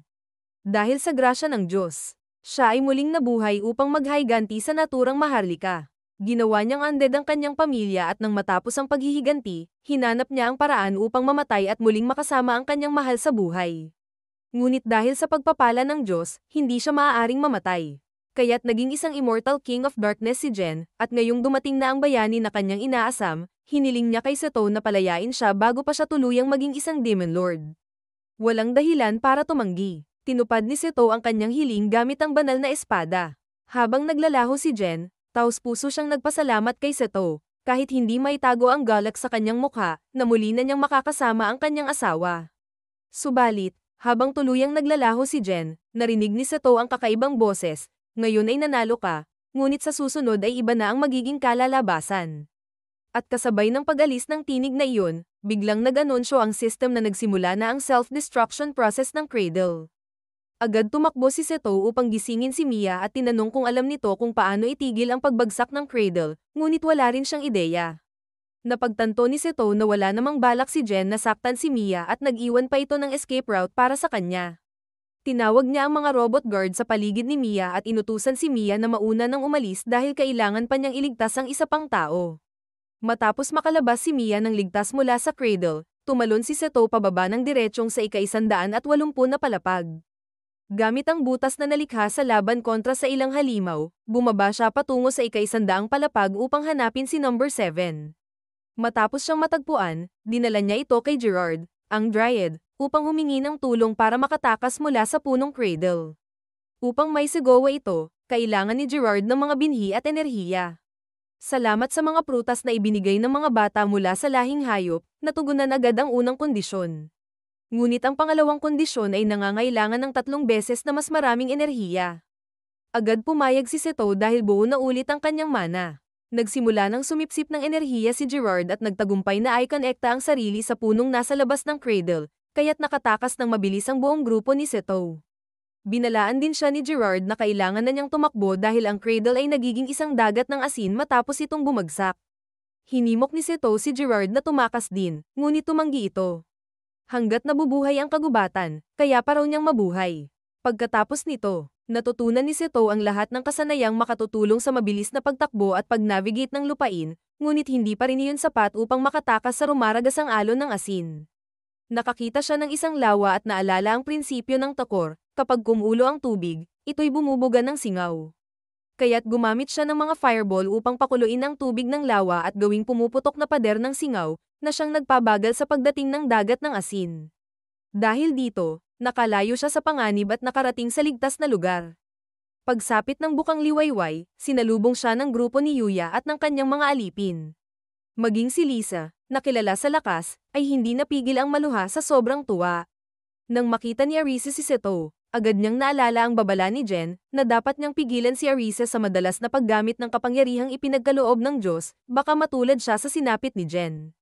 Matapos ang kanilang emosyonal na reunion, lumapit si Yuya at si Mia. Labis ang tuwa ni Mia na tinupad ni Seto ang kanyang pangakong ligtas na babalik. Bilang pasasalamat, hinalikan siya ng prinsesang elf. Maya-maya, nagising din ang mga robot guard. Lubos silang nagpasalamat kay Seto dahil tinulungan niya ang kanilang amo na tuparin ang kanyang hiling. Bilang kapalit, nangako silang magiging tapat kay Seto mula ngayon. Ngunit bago sila sumama sa paglalakbay ni Seto, kailangan muna nilang dalhin ang singsing ni Jen sa puntod ng kanyang asawa. Hindi lahat ay sasama, isa ang kailangang maiwan sa tabi ni Seto. Naglaro sila ng Jack and Poy. At si number 7 ang napiling maiwan. Pinangalanan siya ni Seto ng Nana para mas madaling tawagin. Pagkatapos ng lahat, nagpaalam ang Night Mouse at ang 7 robot guard upang ipagpatuloy ang kanilang misyon. Pagbalik sa lungsod, ipinaliwanag ni Seto na nawala siya dahil naaga siya ng isang mahiwagang soul summoner, ngunit salamat sa tulong ng 6 na mandirigma, nakabalik siya ng ligtas. Tumakbo rin si Yuana upang salubungin siya. Halatang labis siyang nag-alala habang wala si Seto. Upang pakalmayin siya, binigyan siya ni Seto ng pares ng hako na binili niya noon sa flea market. Pagkatapos, sinabi niya kay Yuana ang plano niyang pumunta sa nayon ng mga elf. Nabigla si Yuana. Iniisip na baka hindi na siya bumalik, ngunit kumalma siya nang marinig ang matibay na pangako ni Seto na babalik siya. Kinabukasan, nagpa siya na ang grupo ni Seto na tumungo sa nayon ng mga elf, syempre hindi nakalimutang magpaalam sa mga tumulong sa kanila sa lungsod. Pagkaalis nila sa lungsod, nakita nila si Yuana na humahabol sakay ng kabayo. Nagkaroon sila ng pribadong pag-uusap sa gubat, kung saan ipinahayag ni Yuana na hindi pa siya makakasama kay Seto. Ngunit pagdating ng tagsibol, magkakaroon ng sapat na gulang ang kanyang kapatid upang siya ang pumalit bilang pinuno ng kanilang pamilya. Sa panahong iyon, malaya na si Yuana, at umaasa siyang papayagan siyang sumama kay Seto. Nang makita ang malungkot na ekspresyon niya matapos maghiwalay kay Yuni, agad siyang inaliw ni Arisa, pinaalala sa kanya na naroon pa rin siya at ang iba pang mga babae sa tabi niya. Dahil sa nakaka-inspire na mga salita ni Arisa, medyo gaman ang loob ni Seto at naisip niyang dapat pahalagahan niya kung ano ang mayroon siya ngayon. Matapos maglakbay ng medyo malayo, huminto muna ang lahat upang mananghalian. Ang pagkain na inihanda ni Lulu, Liza, at Nana ay sobrang sarap kaya't pinuri sila ni Seto. Sa mga oras na iyon, napansin niyang nagiging pihikan si Mia sa pagkain kaya pinayuhan niya ito. Ngunit ayon kay Arisa, hindi pala talaga kumakain ng karne ang mga elf. Matapos ang masarap na pagkain, naghanda si Liza ng ilang merienda para sa biyahe. Nang makita ito, lumapit si Arisa at nagsabing siya na ang magtatago nito sa item box. Ipinaliwanag niya na tuwing nag-iimbak o kumukuha ng gamit mula rito ay malaki ang konsumo sa mana, kabaligtaran ng storage ni Seto na hindi nangangailangan ng kapalit. Kahit ganoon, hindi pa rin lubos na nauunawaan ni Seto ang buong kakayahan ng sarili niyang storage. Gayunman, dahil nasanay na siya sa pamumuhay sa ibang mundo, sinabi niya na maaari na lang niya itong aralin sa ibang araw. Pagkatapos magpahinga ang lahat, napagpasyahan ni Seto na oras na para magpatuloy, ngunit bago iyon ay nagtalaga siya ng mga gawain sa bawat isa para may handa ang mga gamit. Nang makita niyang nasa mas maayos ng kalagayan si Mia matapos itong dukutin ni Zen, napuno siya ng kasiyahan. Lumapit si Arisa at humiling kay Seto kung pwede ba niyang ayusin ang banig na gawa sa dayami na inuupuan nila, dahil tusok-tusok daw ito at hindi komportable. Nang marinig ito, sinabi ni Seto na dalhin na ang lahat ng banig para sabay-sabay na niyang ayusin. Gumamit pa siya ng red earth material na kahawig ng balat ng kambing bilang takip na talaga namang ikinamangha ni Arisa. Biro pa niya, siguro gusto mo lang masigurong komportable ang aming mga puweten para sa mga susunod na masasayang oras. Namangha ang mga babae sa husay ni Seto sa pananahi, pero nauwi rin ito sa wala nang mapansin nilang nakalimutan niyang atali ang dulo ng sinulid. Pagkatapos ay gumawa siya ng stuffed duck larwang pato, at natuwa si Nana na gustong-gusto ito. Dahil gusto niyang maging patas, gumawa si Seto ng tig-isa para sa lahat. Nagpatuloy ang kanilang paglalakbay at huminto muli upang magpahinga ng manghina ang lahat. Nang banggitin ni Liza na oras na upang umalis, napagpasyahan ni Seto na manatili pa ng kaunti upang makapaglaro sina Pochi at Tama. Pinayagan niya silang mag-explore sa mga batong malapit sa kanila, at sumama si Arisa sa dalawa. Samantala, sa ilalim ng isang puno, seryosong pinagmamasdan ni Nana si Mia na tumutugtog ng leaf flute. Napakalalim ng himig na nililikha nito kaya't nilapitan ni Seto si Mia upang purihin siya. Nang makita ang interes ng kanyang master, hiniling ni Nana kay Mia na turuan din siya. Ngunit kinailangan pa siyang paalalahanan ni Seto na ayaw ni Mia na tawagin siyang prinsesa. Sumali rin sina Liza at Lulo, at lahat sila ay may potensyal, maliban kay Seto. Kahit pa ay enhance pa niya ang kanyang musical skill, parang sintanado pa rin ang tunog ng kanyang leaf flute, halos kapantay na ni Conan sa pagkanta. Ni si Arisa ay hindi makapaniwalang narinig niya iyon.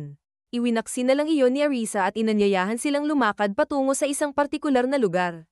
Laking gulat ni Seto nang makita niya ang mga torii gates sa harapan niya. May kakaibang pamilyar na pakiramdam siyang naramdaman sa mga tar-angkang iyon. Biglang sumagi sa kanyang isipan ng isang alaala, isang babae ang nagsabing magkakasama sila magpakailanman, kahit ano pa mang mundo o panahon, at na siya ay palaging magiging isang bayani. Naalala ni Seto na ang templong iyon sa alaala ay nasa likod ng bahay ng kanyang lolo, ngunit hindi siya sigurado kung ang babae roon ay siya ring iniisip niya. Sinabi kasi nito noon na magkaiba ang habang buhay ng tao at Diyos. Kaya't kailangang dumaan sa divine intervention upang sila ay magsama. Nagbalik sa kasalukuyan ng kanyang ulirat nang tawagin siya ni Arisa.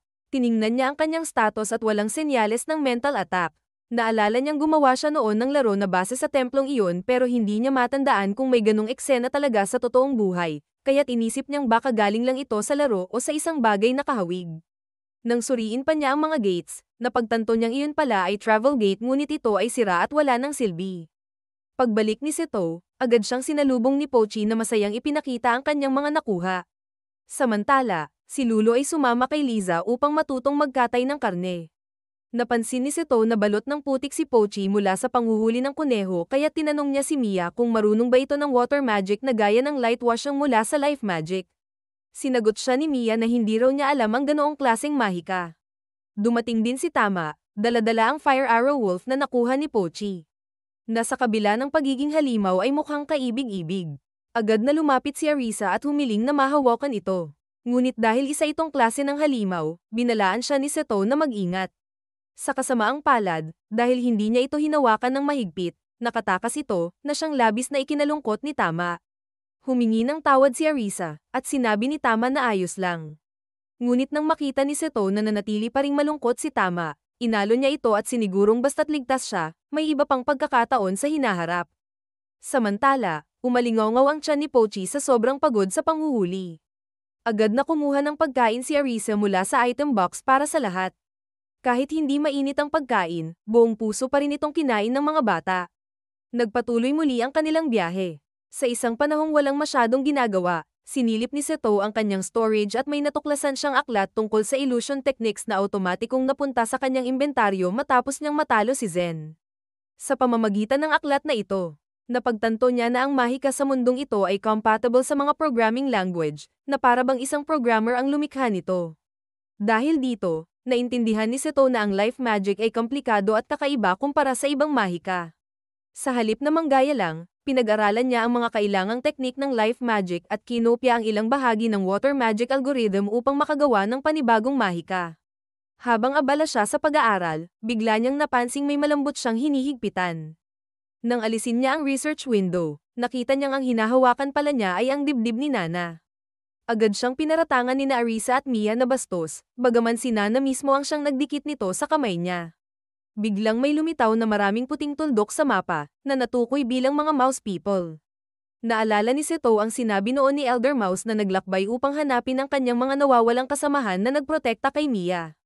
Agad niyang inutusan ng grupo ni Liza na ihinto ang karwahe.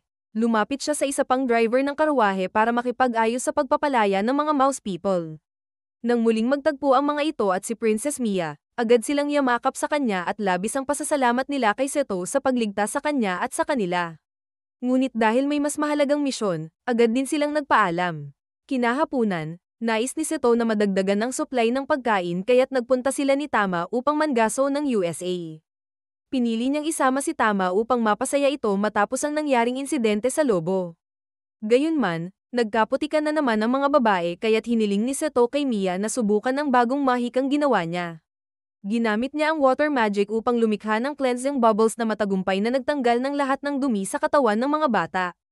Gabing iyon, habang natutulog ang mga babae, nagpuyat si Seto upang magbantay. Habang nag-iisa, naisipan niyang mag-eksperimento sa kanyang storage. Nadiskubre niyang ang pinakamalayong distansya kung saan siya maaaring kumuha ng gamit ay 3 metro. At kaya ng kanyang storage na paghiwa-hiwalayan ang mga sangkap ng isang timpla, ngunit hindi nito kayang paghiwalayin ang mga solusyon tulad ng alat sa tubig. Sinubukan din ni Seto kung kaya niyang i-dissect ang mga bangkay ng insekto gamit ang storage upang makatipid si Liza ng oras sa pagkatay ng mga nahuli ni Tama at Pochi, pero kahit maraming beses niyang sinubukan, hindi ito naging matagumpay. Gayunman, nananatiling mas mahusay ang kanyang storage kaysa sa item box ni Arisa. Halimbawa, nang maglagay siya ng 2 papel na nasusunog sa magkahiwalay na imbakan, napansin niya na ang papel mula sa item box ay tuluyang namatay ang apoy nang ilabas ito, samantalang ang papel mula sa storage niya ay nananatiling naglalagablab.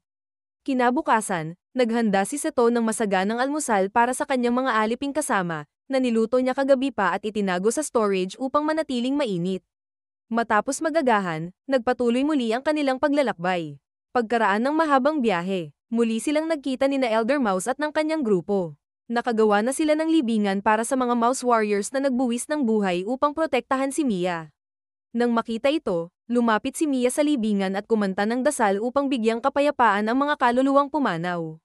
Pagkatapos nito, ibinigay ni Mai, ang matandang daga, kay Seto ang isang kampanilyang tinawag na Bell of Silence, bilang pagkilala sa tiwalang ibinigay ni Princess Mia sa kanya. Matapos ang mahabang paglalakbay, huminto si Seto sa isang bayan upang mag-relax habang umiinom ng alak. Bukod sa mapagbigay na tip sa waitress, siya rin ang nagbayad ng buong bill upang tumigil na ang pagtatalo at magsaya na lamang sa masarap na pagkain at inumin. Habang papalabas na siya ng tavern, bigla siyang niyaya ng waitress paakyat sa itaas. Lumabas na ang tavern pala ay konektado sa isang love hotel, at nais ng babae na ialok kay Seto ang kanyang espesyal na serbisyo. Nang malaman nito ni Mia at Arisa, agad siyang inakusahan ng pagtataksil. Kinabukasan, habang hindi pa niya alam kung paano ipapaliwanag ang nangyari, biglang nakakita ang grupo ng isang lalaki na nambubuli sa isang mag-asawa. Naguluhan si Seto kung bakit nakatitig ang lalaki sa kanya, hanggang sa ipinaliwanag ni Liza na siya ang taong pinilit silang ibenta ang Monster Core noon. Nilapitan ni Seto ang mag-asawa at nagbigay ng healing potion upang pagalingin ang nabaling binti ng lalaki. Nang makita ito, tinanong ni Arisa kung tama ba ang ginawa niya, dahil baka kailanganin pa nila iyon sa susunod. Dahil dito, ginamit ni Seto ang pagkakataon upang matutong gumawa ng potion gamit ang alchemy. Gamit ang recipe, mabilis siyang natuto. Ngunit napansin niyang kapag hindi sa espesyal na bote inilagay ang potion, mabilis itong nasa Syra. Nang suriin niya ang sample na potion, napansin niyang may espesyal na magic ring sa ilalim ng bote. Dahil paubos na ang kanyang sangkap, nagpasya siyang pumunta sa pinakamalapit na bayan kinabukasan. Kinagabihan, walang kapagurang lumikha si Seto ng isang magical item. At nang mapansin ni Arisa ang ginagawa niya, pinagamit niya ito sa kanya. Sa una, excited si Arisa, pero nang malaman niyang pumapaikot-ikot lang ang mana sa loob at walang nangyayari, agad siyang nadismaya. Nang si Seto naman ang gumamit, sobrang dami ng mana ang pumasok, at bigla itong sumabog, na nagpagising sa lahat ng babae na akalay may kalabang umatake. Dahil dito, nakuha ni Seto ang title na Embodiment of Destruction. Kinabukasan, dumating sila sa bayan ng Loki. Doon, nagtanong sina Seto at Liza ng direksyon patungo sa isang alchemy shop. Pagkarating nila, isang lalaki ang lumabas at sinubukang harangin si Seto, ngunit nang makita niya ang mukha nito ng mabuti, tinawag agad niya ang kanyang mga tauhan at umalis. Sa loob ng shop, nakipagkita sila sa may-ari at nag-inquire si Seto tungkol sa mga sangkap sa paggawa ng potion. Dahil sa kakulangan ng monster cores, isang silver coin kada bote ang presyo. Mabuti na lang at marami siyang monster cores sa storage, pero illegal itong ibenta ng walang permit, kaya't napagpasyahan niyang ayusin muna iyon sa susunod. Nagtanong din siya ng mga stabilizer at magic scrolls. May maraming ganitong items, pero para makuha ang mga ito, kailangang magbayad gamit ang level 3 core pataas. Ang huli niyang hiniling ay mga bote ng potion, ngunit ubos na lahat, binili na ng matandang lalaking nakaengkwentro niya sa labas, na may permit mula sa mismong bayan. Imbes na makipagtalo, iminungkahi ng shopkeeper na bumisita siya sa pottery shop. Kaya't paglabas nila ng alchemy shop, inutusan ni Seto si Liza na maunang maghanda ng hapunan. Habang siya naman ay naghanap ng pottery store. Pero lahat ng tindahan ay ubos na rin ng stock. Pagsapit ng dilim, nagdisguise si Seto upang palihim na magbenta ng monster cores sa alchemy shop. Kahit illegal ito, maprinsipyo ang may-ari ng shop at hindi siya nagbenta ng delikadong magic scrolls sa mga hindi kilala, kaya't basic scrolls lang ang nakuha ni Seto gaya ng shield at sigil. Pagkatapos nito, gumamit siya ng mga natutunang scrolls upang mag-explore sa madidilim na lugar na hindi nakikita sa kanyang mapa. Nang medyo nakapasok na siya sa kagubatan, napansin niyang may nadaanang barrier. Gamit ang appraisal, nalaman niyang ang barrier ay nagpapalito sa direksyon ng mga tumatawid. Sa sandaling iyon, lumitaw sa mapa ni Seto ang isang dating madilim na lugar, kasabay ng ilang puting tuldok na papalapit sa kanya. Dahil pumasok siya sa teritoryo ng iba, natural lamang na hindi siya tanggapin ng mga nakatira roon. Nais niya sanang umalis agad, pero huli na, dahil dumating na ang defense team ng gubat. Ang pinuno ay isang batang babae, at sa gitna ng paghingi ng tawad at pagtangkang magpaliwanag, nakipaglaban si Seto. Nang mapansin ng batang babae na walang bisa ang kanyang mahika laban kay Seto, tinawag niya ang kanyang master. Pagkatapos niyang magsalita, bumaba mula sa langit ang isang dambuhalang ibon, at mula sa likod nito ay lumitaw ang isang matandang mangkukulam. Yumuko siya bilang pagpapakilala at sinabing siya ang guardian witch ng Forest Monosaurus. Nagbigay siya ng paumanhin sa asal ng kanyang alagad. Sa kanilang pag-uusap, nalaman ni Seto na inakala niyang siya ay sugo ni Bonen, dahil sa kampanilyang suot niya. Ipinaliwanag ni Seto na kasama lang niya si Mia, isang elf mula sa angkan ni Bonen. Dumating din si Ini, ang alagad ng mangkukulam, at yumuko bilang paghingi ng paumanhin. Pinatayo siya ni Seto at sinabing may bahagi rin siyang kasalanan sa di pagkakaunawaan. Pagkatapos, gumawa ang mag-ina ng healing potions upang tuparin ang kasunduan nila kay Count Quano, 300 potion 2 beses sa isang taon kapalit ng proteksyon laban sa mga kriminal at mangangaso. Nang makita ng matandang mangkukulam ang interes ni Seto sa potion making, masaya niya itong tinuruan ng espesyal na recipe, kapalit ng tulong ni Seto sa isang misyon. Lumikha ang matanda ng landas na gawa sa ilaw upang gabayan palabas si Seto. Doon na isiniwalat na ang ipinagagawa sa kanya ay ihatid ang isang liham sa isang higanteng naninirahan sa loob ng gubat. Kinabukasan sa tavern, narinig ni Seto ang usapan ng dalawang lalaki tungkol sa mga witches na matagumpay na nakapagbigay ng lahat ng kinakailangang potion para sa kasalukuyang yugto ng kasunduan. Ngunit halatang hindi sila natuwa rito. Sa mga oras ding iyon, naroon ang craftsman na gumagawa ng mga bote ng potion, ang taong dapat kausapin ni Seto upang matutunan kung paano gumawa ng mga bote. Gayunman, ayon sa batas ng bayan, hindi siya maaaring magturo ng ganoon lamang, maliban kung magparehistro si Seto bilang isang apprentice sa pottery. Isang paraan ito para makaiwas sa legal na hadlang. Habang nagmamatsyag, ginamit ni Seto ang kanyang mga skill upang makinig pa sa usapan ng dalawang lalaki.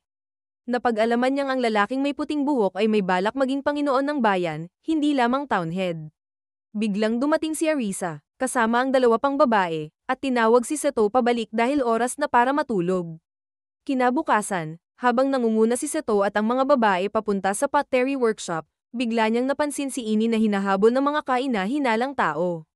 Halatang takot na takot ang dalagita dahil baka masira ang kanyang mga dalang potion. Sa kabutihang palad, dumating sa tamang oras ang grupo ni Seto at nailigtas si Ini mula sa mga umatake. Ngunit may ambush sa likod ng gate, kaya nabangga ang kanyang karwaheng may lamang potion, at maraming bote ang nabasag na mga nakalaan sana para sa count. 120 na bote lang ang nanatiling buo, at bagamat may ilang sira, may mga potion pang maaaring sagipin. Kinolekta ito ni Seto gamit ang kanyang storage, at umabot ng 10,000 mililitro, sapat para makagawa ng 40 kumpletong bote. Pagkatapos, nagpunta sila sa district head upang ihatid ang natitirang gamot. Subalit, hindi ito naging madali, ang opisyal ay matigas at ginamit pa ang kasunduan para gipitin sila. Pamilyar ang boses ng lalaki kay Seto, pero hindi niya maalala kung saan niya ito nakita. Sinubukang makipagkasundo si Seto, na bumili na lang ng mga bote sa merkado upang mapunan ang kulang, ngunit muling tinanggihan ng district head, sinasabing tanging ang mga bote mula sa witches lamang ang tatanggapin. Hindi ito nabanggit sa kanya ng matandang mangkukulam, kaya napagtanto ni Seto na layunin ng lalaki na pigilan ang pagpasa ng kasunduan. Naalala niya rin na ito ang lalaking narinig niyang may masamang balak, nais nitong linisin ang Illusionary Forest upang magtayo ng bagong bayan doon. Mariing sinabi ni Seto na hindi iyon bahagi ng kasunduan, at tinanong kung sino ang nagdagdag ng ganoong kondisyon. Nagulat ang lalaki na alam ni Seto ang detalye ng kasunduan. Pinilit niyang kumalma at tinanggap na kilala ni Seto ang mga mangkukulam, kaya pumayag siyang tumanggap ng parehong kalidad ng bote. Naturally, humiling si Seto ng nakasulat na kumpirmasyon, upang maiwasan ang mga panibagong pagtatalo. Bagamat matagumpay ang pag-uusap, 3 oras na lang ang natitira bago ang deadline, kaya't nalungkot si Ini, na nagsabing hindi na nila kayang tapusin sa tamang oras.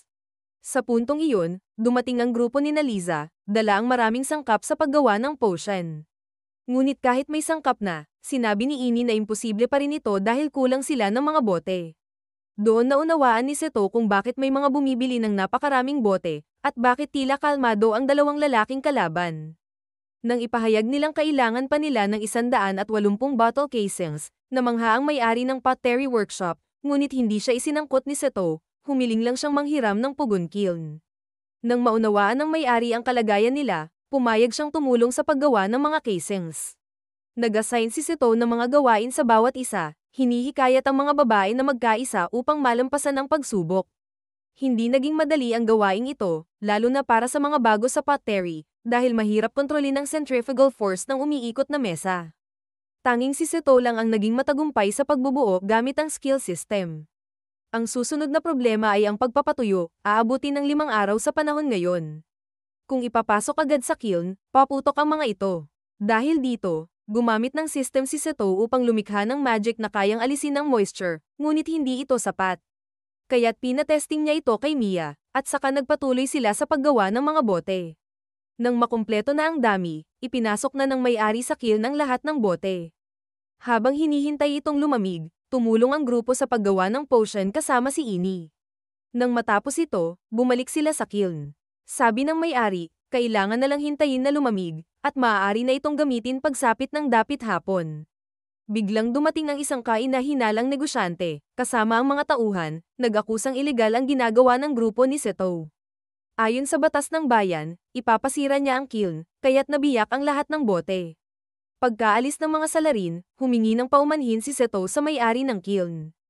Hiniraman niya ang ibon sa ulo ni Ini upang makipag-ugnayan sa mangkukulam. Pagkaraan, may napansin si Arisa sa mga basag na bote.